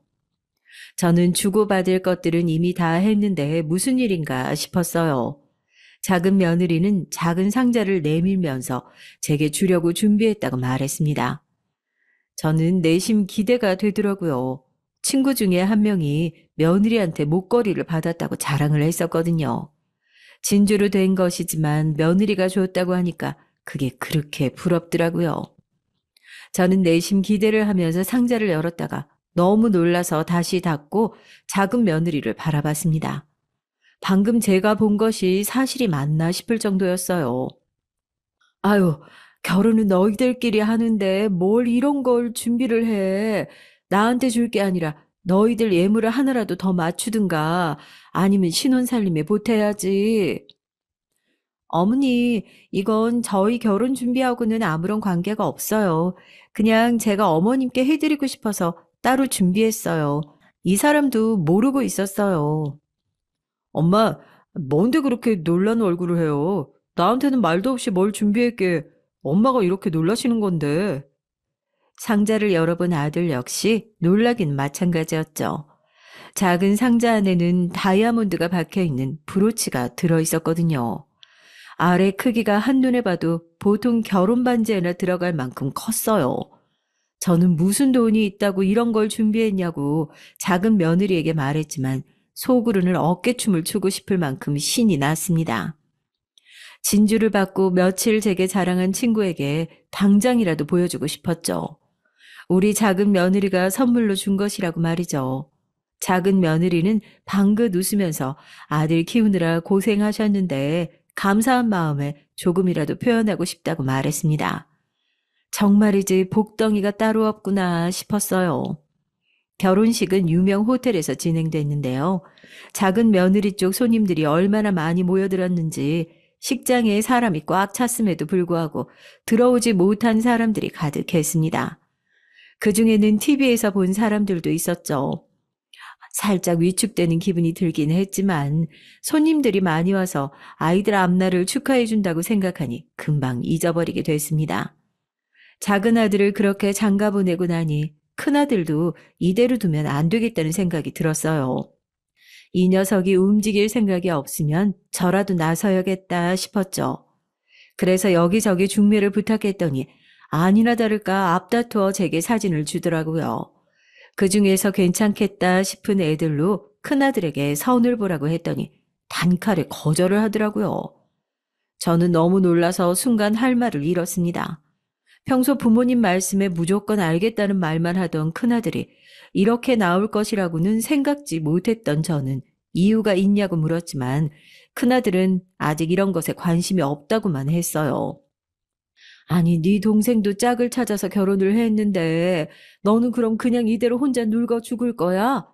대학 시절에는 그렇게 연애한다고 사람 속을 썩이더니 이젠 또 연애는 뒷전이고 일만 한다고 난리니 나 원차 결혼 언제 할 건데 전화하면 매번 병원이라고만 하고 너 집에는 제대로 들어가니? 바쁘다고 그래서 병원 근처에 방도 구해서 나갔잖아. 제가 알아서 해요. 아직은 그런데 신경 쓸 상황이 아니니까 좀 그냥 두세요. 어떻게 가만히 두고 보라는 거야. 그러지 말고 만나봐.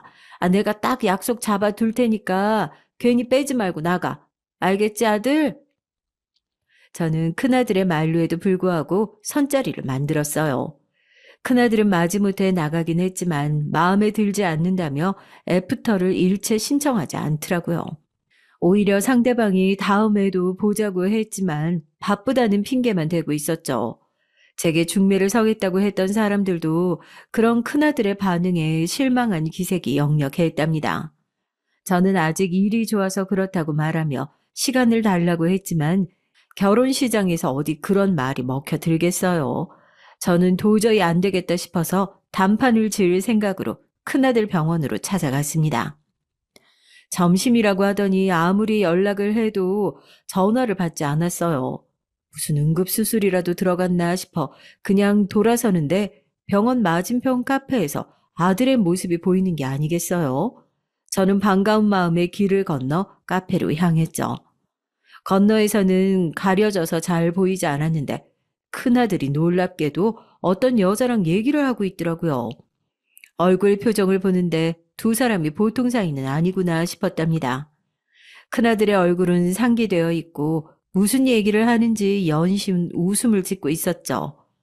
저희한테는 그렇게 무뚝뚝하기로 소문난 큰아들이 저런 표정을 짓다니 솔직히 배신감마저 들 정도였습니다. 저는 당장이라도 들어가 누구냐고 물어보고 싶었지만 그렇게 했다가는 큰아들이 얼마나 화를 낼지 뻔히 그려져서 얌전히 집으로 돌아왔어요. 대신 저녁에 집에 오라는 문자를 남겼답니다. 저녁에 집으로 온 큰아들을 붙들고 저는 만나는 사람 있냐고 물었어요. 큰아들은 0.1초도 고민하지 않고 없다고 말했죠.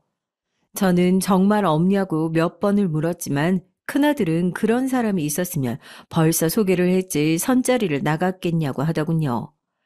그럼 오늘 점심시간에 병원 맞은편 카페에 앉아서 얘기하던 여잔 누군데?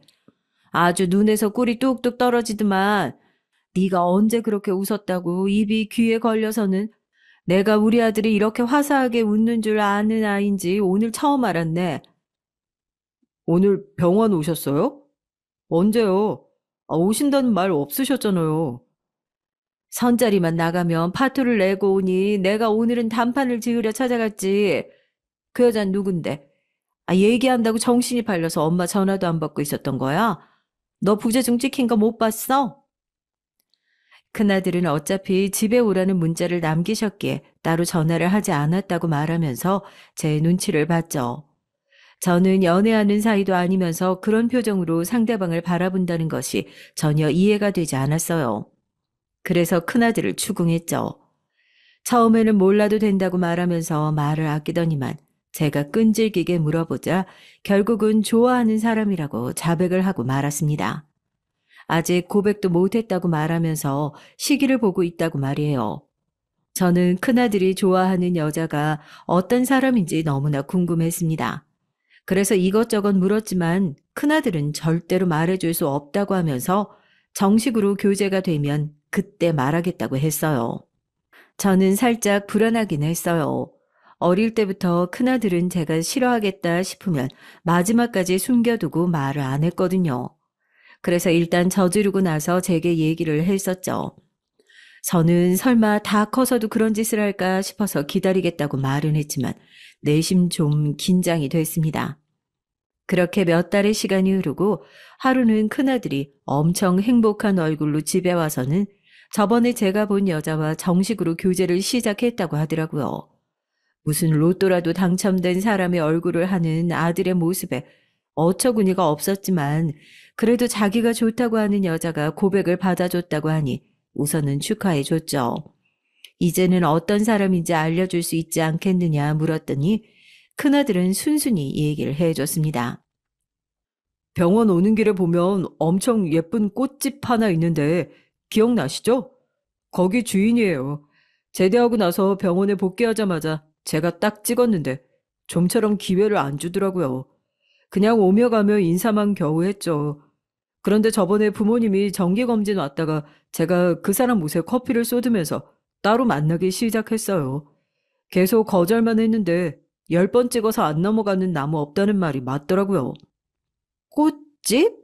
아이, 그 모퉁이에 있는 꽃집 말하는 거니? 거기 사장이라고? 청천벽력과도 같은 소리였습니다. 전 너무 황당해서 정말 그 사람이 확실하냐고 물었어요. 제발 아니라고 대답해 주길 바랬죠. 저도 그 꽃집에서 몇 번 꽃을 샀기 때문에 선명하게 기억하고 있었습니다. 선물용으로 무엇을 사가면 좋을까 고민하는 제게 다정한 목소리로 말을 걸어줘서 인상에 남았거든요. 꽃을 포장하는데 손이 고생을 참 많이 한 손이더라고요. 젊은 사람이 참하다 생각은 했지만 제 며느리가 될 수도 있다는 생각은 조금도 하지 못했어요. 저는 나이도 많아 보이던데 무슨 연애냐고 절대 안 된다고 했지만 이미 큰아들은 제 얘기를 전혀 듣지 않았습니다.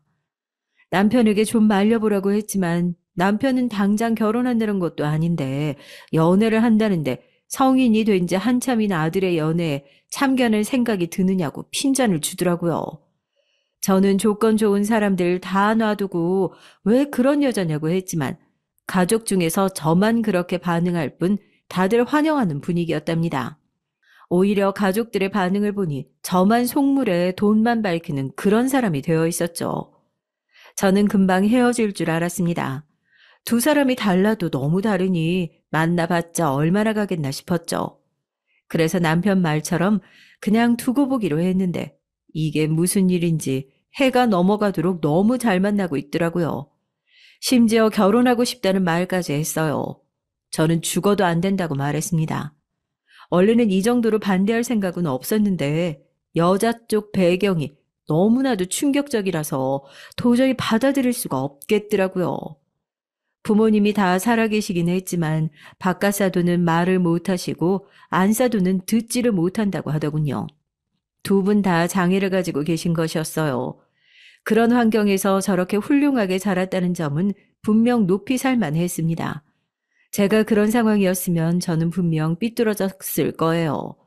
하지만 그건 그거고 그런 배경을 가진 여자가 며느리로 들어온다는 건 무조건 안 될 말이었습니다. 우리 큰아들 어디가 부족해서 그런 결혼을 해야 하나 싶었어요. 큰아들이 좋아서 제 며느리가 되겠다고 하는 여자들이 줄을 서도 한 트럭은 될 텐데 굳이 그런 여자와 결혼할 필요가 있겠느냐. 당시 저의 생각이었답니다. 지금에서야 그런 생각을 했던 제 자신이 징그럽고 소름 돋지만 당시에는 그것이 잘못이라고는 조금도 생각하지 못했거든요. 하지만 제가 이렇게 반대하면 할수록 큰아들은 청개구리처럼 결혼하겠다고 더 난리였죠. 진짜 매일이 전쟁이었어요.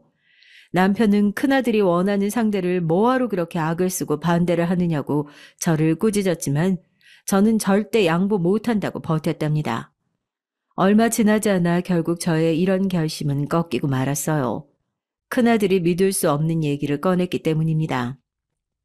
엄마, 축하해주세요. 저 이제 아빠 된대요. 그 사람이 임신을 했다고 하네요.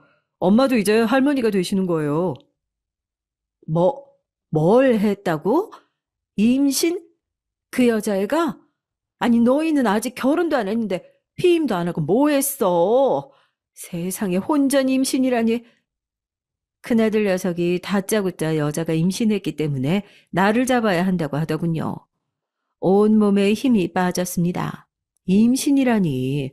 대학 시절 여자 문제로 집을 시끄럽게 만들 때도 하지 않던 사고를 이렇게 쳐버릴 줄은 꿈에도 몰랐죠.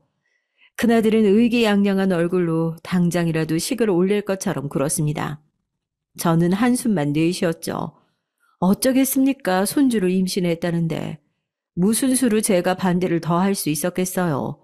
저는 결국 울며 겨자 먹기로 허락할 수밖에 없었답니다. 큰아들은 뱃속의 아이를 생각해서 결혼은 출산 이후로 미루고 우선은 살림을 합치기로 했다고 하더군요. 저는 혹시나 사돈 어른들을 큰아들이 모시고 살아야 하면 어떻게 하나 걱정을 했는데 두 분은 이미 고향에서 자리를 잡으신 분들이라 그런 걱정은 할 필요가 없었죠. 한 달에 한 번 정기검진이 있어서 병원을 오시는 것이 아니면 마주칠 일도 잘 없다고 말이에요. 그 얘기를 들었을 때 속으로 얼마나 안도했는지 몰라요.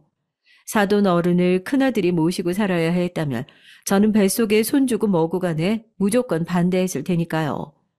하여튼 혼인신고만 하고 살기 시작한 큰아들 내외는 제게 있어서 시한폭탄 같은 그런 존재였습니다.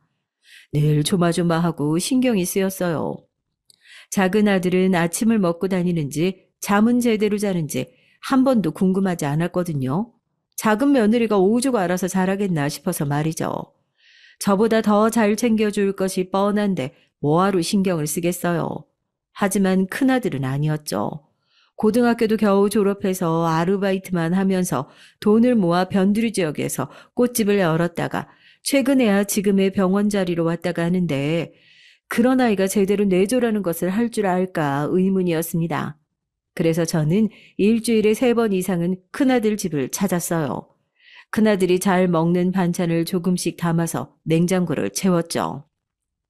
이건 너희 서방이 좋아하는 음식이니까 저녁 식탁에 빼놓지 말고 올려줘.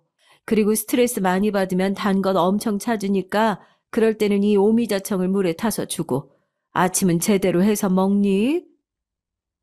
소화가 잘 안 된다고 해서 누룽지 끓여서 먹고 있어요. 밥이나 시리얼은 싫다고 해서요. 그래, 그건 잘했다. 너도 몸 불편할 텐데 아침에 고생했네. 큰며느리는 제가 생각했던 것 이상으로 엄청 꼼꼼하고 세심하게 배려하더라고요.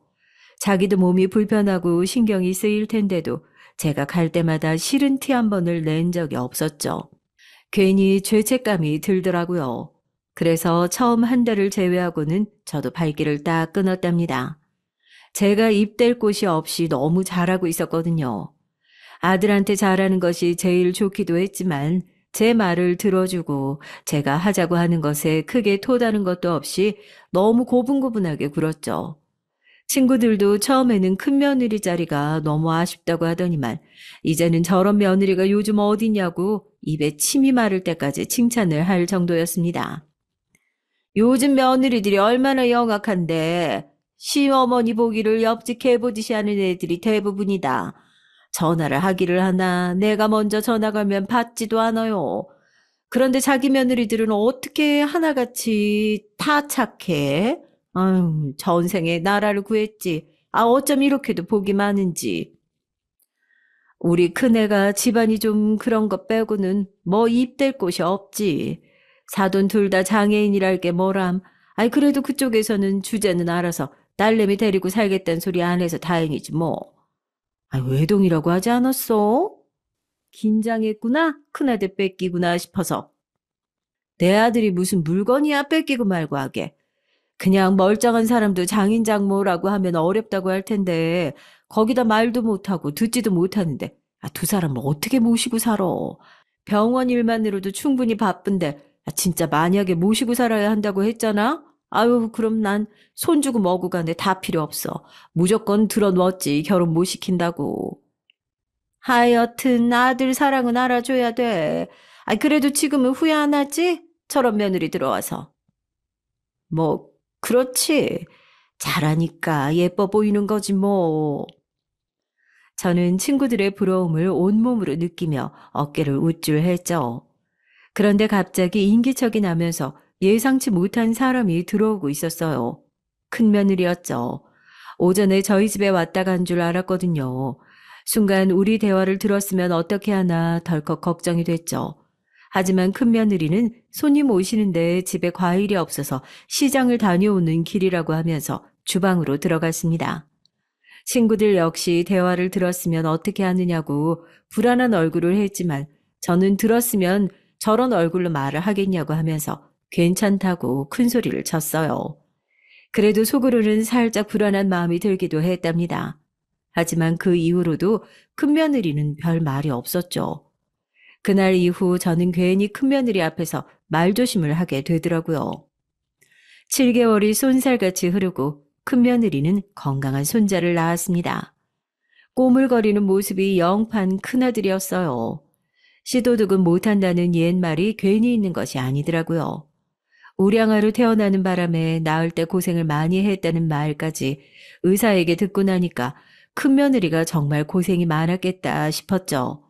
저는 큰며느리에게 고생 많았다고 몸조리 잘해야 한다고 말했습니다. 따로 만나지는 않았지만 사돈댁 어른들도 오셔서 첫 손주를 감격에 겨운 얼굴로 바라보셨다고 하더라고요.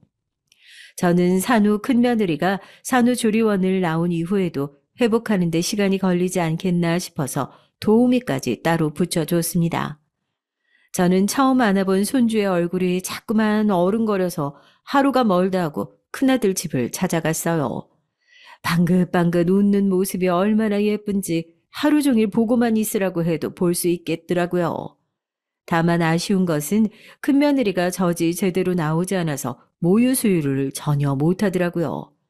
아이한테는 모유가 중요한데 하필이면 젖이 부족하다니까 영 마음에 들지 않았지만 어디 그게 원하는 대로 되는 일도 아니고 어쩔 수 없다 싶었죠. 남편은 첫 손주의 이름을 며칠에 걸쳐서 고민하더니 현준이라고 정했습니다. 현준이는 낯가림도 없고 안아달라고 보채는 법도 없었죠. 현준이가 10개월이 되자 큰며느리는 일을 다시 하겠다고 말했어요. 꽃집을 다시 나가겠다는 말이었죠. 아이, 가게는 다른 사람한테 맡겨둔 것 아니야? 직원을 쓴다고 했던 것 같은데. 네, 하지만 저도 이제 회복했고 현준이도 손이 많이 타는 애가 아니니까 일을 나갈까 해요. 그래도 애 어릴 때는 엄마가 곁에 있어줘야 애가 제대로 잘 크는 거야. 아, 네 서방 월급으로 충분히 세 식구 살만할 텐데 뭐하러 벌써 나가? 직원 월급 주기도 빠듯하니? 꽃집이? 아, 그럴 리가요. 그냥 제가 처음부터 하나씩 만들어 온 가게라서 그냥 손 놓고 있기 마음이 불편해서요. 뭐야? 아, 혹시 거기서 번 돈으로 사돈댁 용돈이라도 보내드리고 있어? 그래? 전곡을 찌른 것인지 큰며느리가 눈에 띄게 당황하는 모습을 보이더군요. 저는 그동안 꽃집에서 벌어들인 돈으로 사돈댁 살림을 산 것이냐고 물었어요. 큰며느리는 아들과 이미 합의한 얘기라고 했죠. 저는 큰며느리가 버는 돈으로 무엇을 하든 상관이 없다고 말했습니다. 큰며느리도 긴장을 했던 모양인지 크게 한숨을 내쉬면서 고개를 끄덕였죠.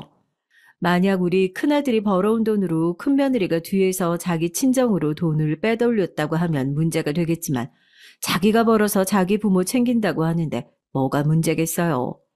저는 이런 얘기까지 큰며느리에게 하지 않았지만 큰아들에게는 따로 주의를 주었습니다. 큰아들은 별 걱정을 다 한다면서 웃어 넘겼습니다. 해는 넘어가서 어느덧 현준이는 3살이 됐어요. 그 사이에 작은 며느리도 예쁜 손녀를 낳았죠. 정말 이런 노년 생활이 어디 있나 싶을 정도로 너무 평화롭고 행복한 순간이 이어졌습니다. 비록 남들에게는 말 못할 사건이 있어서 몇 달 마음고생을 하기는 했지만 그래도 결국에는 다 잘 해결됐어요. 그날은 오랜만에 현준이와 큰며느리가 집에 온 날이었습니다. 큰아들이 해외 세미나를 갔다는 소식을 듣고는 집에 와서 하루 자고 가라고 말했어요. 현준이는 미운 3살이라는 말이 딱 어울리게 정신없이 집안을 휘젓고 다녔어요. 그 뒤를 따라다니는 것만으로도 온몸에 땀이 비오듯 흐를 지경이었죠. 한참을 그렇게 놀다 보니 현준이도 지쳤는지 눈을 비비며 엄마를 찾더라고요. 저는 칭얼거리는 현준이를 안고 큰며느리를 찾으러 다녔지만 좀처럼 보이지가 않았어요. 애를 두고 말도 없이 어디를 나갔냐고 중얼거리며 큰며느리 폰으로 전화를 걸었습니다. 신호가 가는 것도 잠시 진동 소리가 식당의 식탁에서 나더군요. 저는 폰까지 두고 어디로 갔나 싶어 며느리의 폰을 들여다보고는 깜짝 놀랄 수밖에 없었습니다. 액정에 뜬 글자가 미친년 딱 3글자였거든요.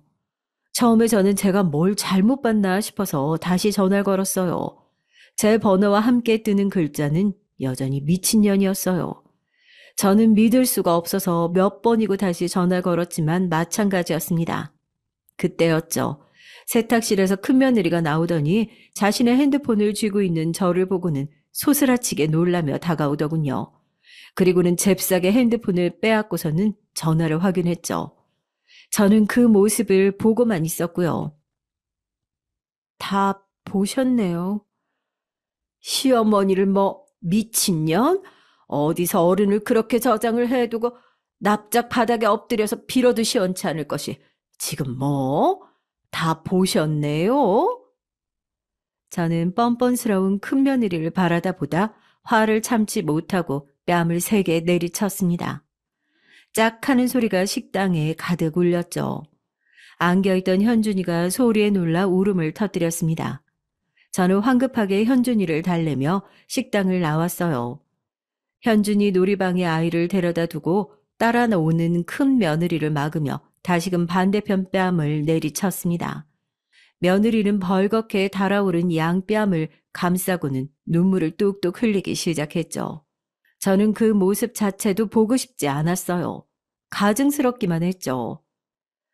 아무리 부모한테 보고 배운 것이 없다고 해도 어떻게 이 정도로 인간이 바닥이냐? 썩 꺼져. 앞으로 현준이 볼 생각하지도 마라. 큰아들 돌아오면 바로 이혼 도장 찍을 준비나 하고. 제 남편은 병원 일로 그렇게 바쁘게 움직이는데 고작 꽃집이나 하는 주제에 세상에 어떻게 그런 몰상식한 행동을 할 수 있는지 너는 그동안 내 앞에서는 그렇게 살랑거리면서 입안에 혀처럼 굴더니 뒤에서는 뭐? 미친년? 네가 미쳤겠지. 당장 내 집에서 나가. 어머니는 저한테 저희 부모님한테 어떻게 하셨는데요? 어머님은 함부로 해도 되고 저는 안 되는 거예요? 아, 내가 뭘 어쨌는데? 처음에야 널 반대했지만 나중에는 딸처럼 아꼈어. 막말로 작은 애한테는 내가 이렇게까지 챙겨준 적이 있는 줄 알아? 너 출산하고 집에 갔을 때 편하게 몸조리하라고 도우미 불러줘. 내가 너 먹으라고 몸에 좋다는 것을 얼마나 사다 날랐니? 그런데 어떻게 네가 나한테 이렇게 나와? 그런 거 다 현준이 아빠 먹으라고 가져오셨잖아요. 어디 저 때문에 가져오셨어요? 그리고 도우미 아주머니요? 혹시나 제가 현준이 제대로 못 챙겨줄까 봐 붙여주셨잖아요. 저한테 뭐라고 하셨어요? 애는 모유로 먹어야 하는데 왜 하필 젖도 제대로 안 나오냐며 타박하셨죠? 그랬으면서 딸같이 여기셨다고요? 저를요? 큰며느리는 눈물이 범벅이 된 얼굴로 엉엉 울면서 제게 소리를 질렀죠. 저는 시어머니가 그 정도 말도 못하느냐고 받아쳤지만 큰며느리는 아예 눈에 쌍심지를 켜고 제게 덤벼들었습니다. 큰며느리는 자신의 핸드폰을 꺼내 들더니 파일 하나를 재생하더군요. 핸드폰에서는 과거 친구들과 나눴던 얘기가 흘러나오고 있었어요. 혹시나 큰며느리가 들었으면 어떻게 하나 걱정했던 그 대화 말이죠. 저는 식은땀이 흘러내렸습니다. 이런 것을 녹음하고 있을 것이라고는 상상도 못했어요. 하지만 이걸로 문제 삼아봤자 뭐가 달라지겠냐 싶더군요. 그래서 뭐 어쩌라고. 나라님 없는 곳에서는 나라님 흉도 보는 거야. 내가 뒷담화 좀 했다고 이렇게 독을 품고 덤벼들어? 네가 이렇게 나오는데 내가 어떻게 너희 부모 탓을 안 해. 교육을 잘못 시켜도 한참 잘못 시켰지. 어른 어려운 줄 모르고 따박따박 목에 핏대까지 세워가며 말대꾸하는 버릇은 어디서 배운 건지. 하여튼 다 필요 없으니 당장 나가. 지금 살고 있는 집에 네 물건은 하나도 남기지 말고 알겠어? 어머니께서 그렇게 말씀 안 하셔도 저 이혼할 생각이었어요. 그러니까 현준이는 주세요. 이런 집에서 우리 아들이 뭘 배울 줄 알고요. 제가 능력이 없는 것도 아닌데 양육권이고 친권이고 다 가져올 거예요. 뭐? 양육권이라니. 네가 나한테 한 행동이 있는데 순순히 현준이를 넘겨줄 것 같아? 꿈도 크다. 이혼을 생각해? 너한테 비하면 우리 아들이 아까워도 한참은 더 아까워. 네가 뭔데 이혼을 먼저 입에 올려? 큰며느리의 말에 어이가 없던 저는 당장 나가라고 하면서 큰며느리를 밀었어요. 큰며느리는 코웃음을 치더니 거실로 가서는 가방에서 봉투 하나를 꺼내 제게 내밀었죠. 저는 나가라는 말은 듣지도 않고 무슨 짓인가 싶었어요.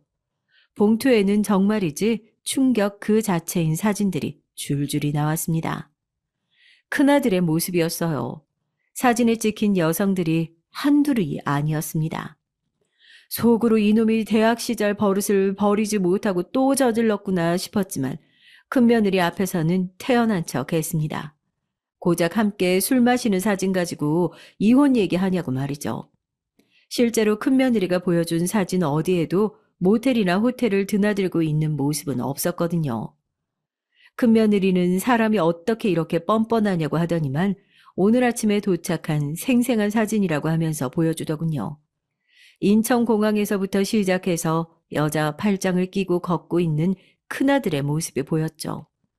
기내로 보이는 사진에는 둘이 거의 포개지듯이 안고 있었고 현지 숙소로 짐작되는 방까지 나란히 들어가는 모습들이 하나도 빠짐없이 다 찍혀 있었습니다. 말문이 막혔다는 것이 이런 상황인가 싶더라고요. 무슨 말이라도 해야겠다 싶긴 했는데 아무런 소리가 나오지 않았습니다. 해외 학회는 무슨 어머니 아들이 밖에서 이런 짓거리를 하고 있다는 것 제가 작년부터 알았지만 현준이 봐서 꾹꾹 참았는데 더 이상은 같이 못 살겠네요. 이혼하고 애는 제가 데리고 가겠어요. 그러니까 저 말리지 마세요. 여기서 더 하시면 저도 어떻게 나올지 모르니까. 그래, 큰애가 바람 피웠다. 그래서 뭐 남자가 바람 피울 수도 있지. 아이, 다들 그렇게 살아. 네가 시어머니를 미친년이라고 생각했으니 이번은 서로 양보하는 것으로 하자. 나도 없던 일로 할 테니까 너도 그냥 묻어. 내가 돌아오면 잘 얘기할 테니까. 어머니, 제가 분명히 말씀드렸죠. 여기서 더 하시면 제가 어떻게 나올지 모른다고. 서로 양보라니요. 저는 이딴 남자랑 하루도 더 못 살아요. 이런 집구석에서 내 아들 두고 싶지도 않고요. 아시겠어요? 저는 현준이가 있는 방으로 들어가려는 큰며느리를 막아서서는 절대 현준이는 줄 수 없으니 그렇게 이혼하고 싶거든 혼자 나가라고 외쳤습니다. 큰며느리는 피식하고 웃더니 이렇게까지 하도록 만든 것은 다 제 탓이라고 하면서 또 다른 녹음 파일 하나를 재생시켰죠. 시끄러운 소리와 함께 제 목소리가 흘러나왔습니다. 저는 단박에 큰며느리가 들려주는 내용이 무엇인지 알 수 있었어요. 너무 놀란 저는 큰며느리에게서 폰을 빼앗기 위해 몸을 던졌습니다. 하지만 저보다 한참은 어린 큰며느리의 힘을 이길 수는 없었어요. 큰며느리는 잽싸게 폰을 뒤로 숨기면서 저를 바라봤죠. 여전히 핸드폰에서는 소리가 흘러나오고 있었습니다. 이번에는 확실한 건 맞지? 아니 저번에 현철이 엄마 말만 믿고 투자했다가 완전 마이너스여서 내가 애들 아빠한테 얼마나 혼났는지 알아? 한 번만 더 주식에 손대면 이혼이라고 하면서 얼마나 펄펄 뛰든지. 아유, 이번에는 확실해. 이 사람은 내가 몇 번 해봤는데 수입이 확실하더라고. 나도 꽤 많이 땄잖아. 근데 자기는 나한테 돈이 없어서 투자 못한다고 하더니 3천만 원은 어디서 난 거래? 만기된 적금이 있어서 살짝 빼돌렸지. 나중에 애들 아빠 알면 나 죽어. 그러니까 이번에 무조건 성공해야 돼. 알겠지? 나 현철이 엄마만 믿는다. 녹음된 파일이 끝나고 나서야 큰며느리는 제게 시아버지께 바로 전송하면 어떻게 되겠냐고 묻더군요. 저는 그대로 바닥에 주저앉았죠. 주식은 절대로 안 된다고 했던 남편 몰래 날린 돈을 겨우 친정 오빠에게 빌린 돈으로 막았다고 생각했는데 이렇게 큰며느리가 떡하니 증거를 가지고 있을 것이라고는 생각지도 못했거든요. 저는 절대로 남편이 알아서는 안 된다고 말하며 당장 지우라고 했어요. 큰며느리는 대답 대신 현준이를 데려간다고 말했죠. 말려야 한다고 생각은 했지만 좀처럼 몸이 움직이지를 않더라고요. 다 네 뜻대로 해줄 테니까 제발 이혼이고 뭐고 다 없던 일로 하면 안 되겠니? 내가 이놈 들어오면 2번 다시 딴짓 못하게 단단히 주의를 줄 테니까. 응? 제발 그 파일도 다 지우고 그냥 없던 일로 그렇게 살자. 응? 제가 왜요?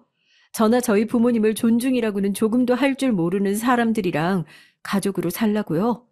저도 참을 만큼 참았고 언젠가 어머니나 그이가 달라질 것이라고 믿고 기다렸어요.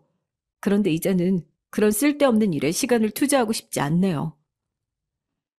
제가 따라가며 큰며느리를 붙잡았지만 소용이 없더군요. 집에 혼자 남은 저는 앞으로의 일이 까마득해졌습니다. 큰아들이 바람을 피우다 못해 해외여행까지 함께 갔다는 사실을 알면 남편은 아예 큰아들을 호적에서 파버린다고 할 사람이었죠. 그리고 이 일이 작은 며느리나 그 사돈에게까지 알려진다고 생각하니 눈앞이 깜깜해졌습니다. 저는 바로 큰아들에게 전화를 걸었어요. 시차 차이가 큰지 잔뜩 잠에 취한 목소리로 전화를 받더군요. 저는 큰며느리가 모든 것을 다 알고 있다는 말과 함께 지금 이혼 준비를 하고 있다고 말하고는 당장 한국으로 들어오라고 했죠. 큰아들은 자신이 얼마나 조심했는데 어떻게 알 수 있겠냐고 말했죠. 큰아들은 자신이 얼마나 조심했는데 어떻게 알 수 있냐고 말했죠. 전화기 너머로 허둥거리는 것이 고스란히 느껴지더군요. 큰아들은 당장 한국으로 돌아가겠다고 말하고는 전화를 끊었습니다. 다음날 가장 빠른 비행기로 귀국한 큰아들과 함께 저는 집으로 향했어요. 아직 출근 전인지 큰며느리가 집에 있더라고요. 저와 큰아들을 본 큰며느리는 싸늘한 얼굴로 할 말이 없다고 하면서 나가라고 하더군요. 저는 한 번만 생각을 다시 해달라고 말하며 큰아들 녀석을 바닥에 무릎 꿇렸습니다. 큰아들도 쥐은 죄가 있다는 것은 알았는지 냉큼 싹싹 빌면서 다시는 한눈 팔지 않겠다고 하더군요. 아예 눈물까지 글썽이면서 용서해달라고 비는 큰아들을 보고도 큰며느리는 요지부동이었습니다. 오히려 모든 서류는 다 준비됐다고 하면서 당장 도장 찍고는 나가라고 하더군요.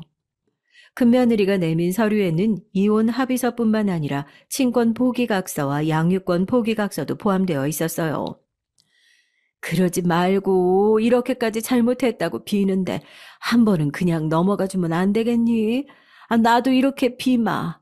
나를 봐서라도 한 번만, 응? 제가 어머니를 보면 더 이혼하고 싶지 마음이 바뀌겠어요? 자꾸 이렇게 나오시면 저 아버님 찾아갑니다. 더 크게 일 만들지 마시고 그냥 여기서 깔끔하게 정리하세요. 아버님이 물어보시면 성격 차이라고 얘기해 드릴게요.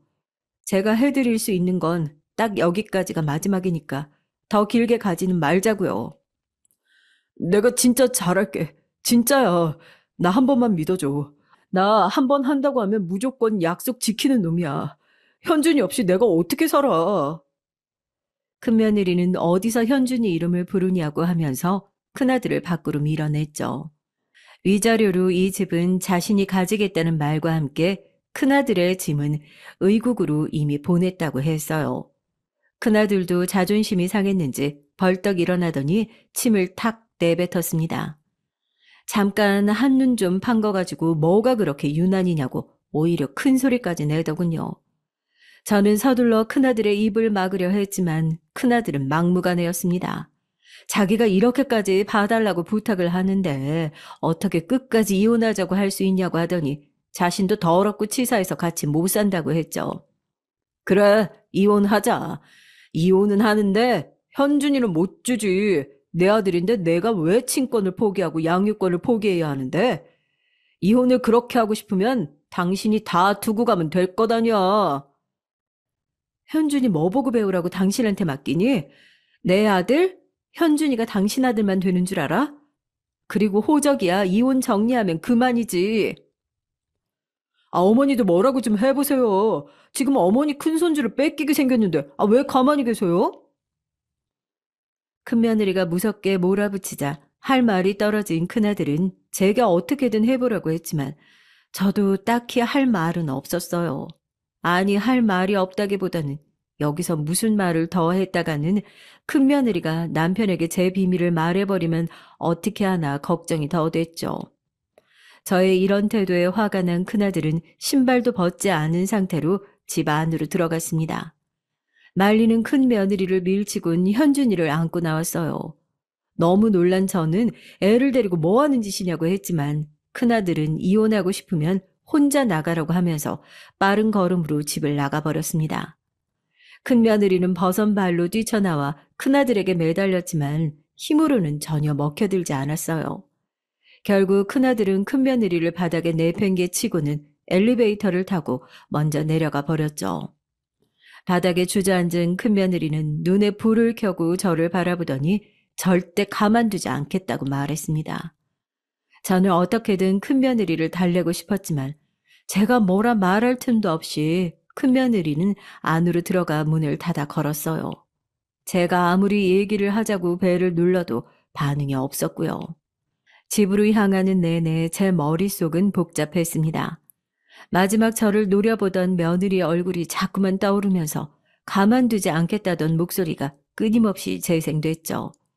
집이 가까워질수록 며느리가 혹시 남편에게 연락이라도 한 것은 아닐까 제 심장이 미친 듯이 뛰었습니다. 저는 정신없이 집으로 향했어요. 현관문을 열자마자 남편의 벼락 같은 호통 소리가 들려왔습니다. 저는 차마 문 안으로 발을 내딛지도 못하고 그대로 멈춰 섰어요. 도저히 집 안으로 들어갈 용기가 나지 않았거든요. 남편의 분노에 큰아들도 지지 않고 소리를 지르는 것이 들렸습니다. 그리고 현준이의 찢어지는 울음소리도 말이죠. 저는 결국 안으로 들어가 울고 있는 현준이부터 안아들었습니다. 남편과 눈이 마주쳤어요. 저를 바라보는 눈이 너무나도 차갑더군요. 그 모습을 보는데 바로 알겠더라고요. 남편이 모든 것을 다 알았구나 하고 말이죠. 그리고 지금 남편의 상태는 제가 그동안 봤던 그 어떤 순간보다 화가 난 상태라는 것도 말이죠. 저는 차마 오래 보지도 못하고 시선을 피했어요. 얼마의 시간이 흘렀는지 큰며느리가 집으로 들어오더군요. 아무래도 남편이 연락한 것 같았어요. 큰아들은 여기가 어디라고 오냐고 소리를 질렀지만 남편은 큰며느리에게 현준이를 데리고 가라고 했습니다. 큰아들은 절대 못 준다고 큰며느리 앞을 막아섰지만 남편은 자신이 직접 제 품에서 현준이를 빼앗듯이 데리고 가더니 큰며느리에게 넘겨줬죠. 큰아들은 제게 지금 뭐 하고 있냐고 소리를 질렀지만 굳은 얼굴로 제 앞에 다가오는 남편을 보는 순간 저는 몸이 얼어서 아무것도 할 수가 없었답니다. 큰며느리는 잔뜩 굳은 얼굴로 저를 한번 보더니 남편에게 잘 계시라고 말하면서 인사만을 남기고 가버렸습니다. 덩그러니 거실에는 저와 남편 그리고 큰아들만 남았죠. 살얼음판 같은 침묵이 이어졌어요. 큰아들은 여전히 씩씩거리고 있었지만 저는 고개조차 들 수가 없었어요. 남편의 시선이 제게 꽂히는 것이 온몸으로 느껴졌습니다. 한참 만에 먼저 입을 연 것은 남편이었습니다. 재벌을 개 못 준다더니 결국은 둘 다 사고를 치는구나.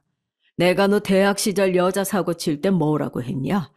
한 번만 더 이런 문제로 집안 시끄럽게 만들면 호적에서 이름 파버린다고 했지. 사내 새끼가 가정을 이루고 자식까지 있으면 가족들 생각해서라도 정신을 차려야지. 뭐? 다른 여자랑 여행을 가? 해외 세미나 같은 소리 한다. 아버지도 저랑 같은 남자면서 왜 그렇게 말씀을 하세요? 실수할 수도 있는 거지. 이 새끼야, 그렇게 떳떳하면 거짓말을 하지 말고 자신 있게 내 연녀랑 여행 간다고 말했어야지. 세미나 핑계대면서 갔다는 것 자체가 너 스스로도 떳떳하지 못하는 것을 안다는 말이잖아. 그런데 네가 뭘 잘했다고 큰애가 이혼하자고 하는데 거기다 소리를 지르고 애를 데려오고 나라도 너 같은 애비 밑에서는 애가 크게 안 둔다. 보고 배울 게 하나도 없는데 무슨. 그럼 아버지는요? 아버지는 한 번도 딴짓 안 하셨다고 말씀하실 수 있으세요? 남자들 다 한 번씩은 한다는데. 닥치지 못해? 누가 그래? 한 번을 한다고. 나는 지금까지 결혼 생활하면서 그런 생각 해본 적도 없다. 그리고 너 같은 놈들이 입을 놀리니까 그런 거지. 멀쩡하게 자기 가족만 생각하면서 사는 사람들이 훨씬 더 많아. 알아? 당장 꺼져. 꼴도 보기 싫다. 현준애미 찾아가서 행패 부릴 생각은 안 하는 게 좋을 게다. 만약에 내 경고 무시하고 찾아가면 네 놈의 두 다리를 내가 부러뜨릴 테니까. 알겠으면 당장 서류에 서명해서 넘겨줘. 큰아들은 전혀 납득할 수 없다는 얼굴을 했지만 남편 앞에서는 소용없는 짓이었어요. 남편의 단호한 말투에 겁을 먹은 큰아들은 투덜거리며 나갔죠. 큰아들이 그렇게 쫓겨나고 나서야 남편은 저를 바라봤습니다. 저는 입이 10개라도 할 말이 없었어요. 남편과의 약속을 어긴 것은 사실이었으니까요. 남편은 길게 한숨을 내쉬더니 큰아들에게 말했던 것과는 다르게 차분하게 말했죠. 목소리만 들어보면 평화롭기 짝이 없었지만 그 내용은 전혀 아니었습니다. 우리 약속한 거 있지? 내가 한 번만 더 주식에 손대면 이혼이라고 분명히 말을 했을 거야. 그렇지? 여보, 미안해요. 주변에서 이번만큼은 확실하다고 했고, 나도 자신이 있었어요. 그래서. 됐어. 더 이상은 말은 듣고 싶지 않아. 나는 당신이 주식을 했다는 것도 몸서리치기 싫지만, 사돈 뒤에서 그런 말을 웃으면서 했다는 사실이 더 소름 돋기 싫어. 당신을 보고 있으면 벌레가 내 몸을 기어가는 기분이 들 정도야. 저는 남편의 말에 심장이 덜컥 내려앉는 기분이었습니다. 남편은 얼굴 표정 하나 바뀌지 않고는 두 번 다시 이 집에서 저를 보는 일이 없었으면 좋겠다고 말했죠. 저는 납작 엎드려서 한 번만 용서해달라고 빌었지만 남편은 정말 길에 있는 돌멩이를 보는 사람처럼 저를 힐끗 보고는 안으로 들어가 버렸습니다. 얼마 있지 않아 집안일을 봐주는 도우미가 쭈뼛거리면서 제게 짐 가방 2개를 내밀더군요. 남편이 미리 싸두었다고 하면서요. 봉투까지 내밀었습니다. 그 안에는 언제 준비를 했는지 이혼 서류가 들어있었죠. 저는 비틀거리면서 일어나 가방을 들고 집을 나왔습니다. 남편이 평소에는 온화한 사람처럼 보여도 한 번 내뱉은 말을 주워 담는 사람이 아니었거든요. 그렇게 저는 집에서 쫓겨나 친정 오빠를 찾아갔죠. 오빠는 다 늙어서 이게 무슨 짓이냐며 혀를 찼지만 저는 아무 말도 할 수가 없었어요. 그 뒤로 몇 번이나 저는 남편에게 전화를 걸었지만 받아주질 않았죠. 오히려 남편의 변호사가 제게 빨리 서류를 작성하라고 재촉하기만 하더라고요. 저는 두 아들에게도 전화를 걸었습니다. 큰아들은 연결도 되지 않았고 작은 아들은 한숨을 쉬더군요. 제게 너무나도 실망했다고 말하는데 쥐구멍으로 숨고 싶더라고요. 작은 아들은 큰아들의 만행이 병원에도 소문이 다 났다고 하면서 자기도 지금 딱 죽을 맛이라고 했어요. 저는 혹시 그 일로 큰아들에게 무슨 일이라도 생기는 것은 아닌가 걱정이 됐지만 작은 아들에게 더 이상 물어볼 수가 없겠더라고요. 얼마를 더 그렇게 버티던 저는 결국 남편이 요구한 이혼 서류에 서명을 하고 말았죠. 하루가 멀다 하고 집으로 찾아오는 변호사를 더 이상 피할 재간이 없더라고요. 친정 식구들은 남편이 제게 위자료를 달라고 하지 않은 것이 어디냐고 말하며 앞으로는 조용히 지내라고 경고 아닌 경고를 했습니다. 서류 정리를 마치고 저는 어릴 때 잠깐 지냈던 작은 시골 마을로 내려왔습니다. 더 이상 친정 식구들 미안해서라도 그 집에 있을 수가 없었어요. 친정에서는 작은 집을 구해줬습니다. 염치는 없었지만 고맙게 받아들였죠. 시골로 내려온 저는 다른 집 밭일을 해주면서 하루 벌어 하루 먹고 사는 중입니다. 제가 저지른 행동이 있으니 이 정도도 감사하다고 생각하고 있어요. 이렇게라도 살 수 있게 배려해 준 것이 천만 다행이다 싶죠. 최근에 작은 아들과 연락이 닿았는데 큰아들 내외도 이혼이 마무리되었다고 하더군요. 병원에 소문난 것이 원인이 된 것인지 모르지만 큰아들 역시 남쪽 어느 섬에 있는 진료소로 쫓겨났다고 하더군요. 저는 혹시나 작은 아들까지 피해를 보지 않을까 걱정을 했지만 다행히 작은 아들은 멀쩡하게 병원 생활을 하고 있다고 했죠. 저는 망설이다 남편에 대해 물었습니다. 작은 아들은 살이 좀 빠진 것을 제외하고는 괜찮다고 말하더라고요. 다행이란 생각이 먼저 들었어요. 전화를 끊고 나니 생각이 많아졌습니다. 이전 같았으면 큰아들 그런 소식에 안타깝고 속상했을 텐데 이제는 당연하다 싶더라고요. 큰아들도 자기가 저지른 죄값을 받는 것이 아니겠나 싶은 생각이 들면서 어쩌면 큰아들이 그렇게 된 것도 다 제가 잘못 가르친 탓인 것만 같았습니다. 괜히 저 같은 사람을 엄마로 둬서 사람으로서 지켜야 할 것들을 배울 타이밍을 놓쳤다는 생각까지 들자 미안하더군요.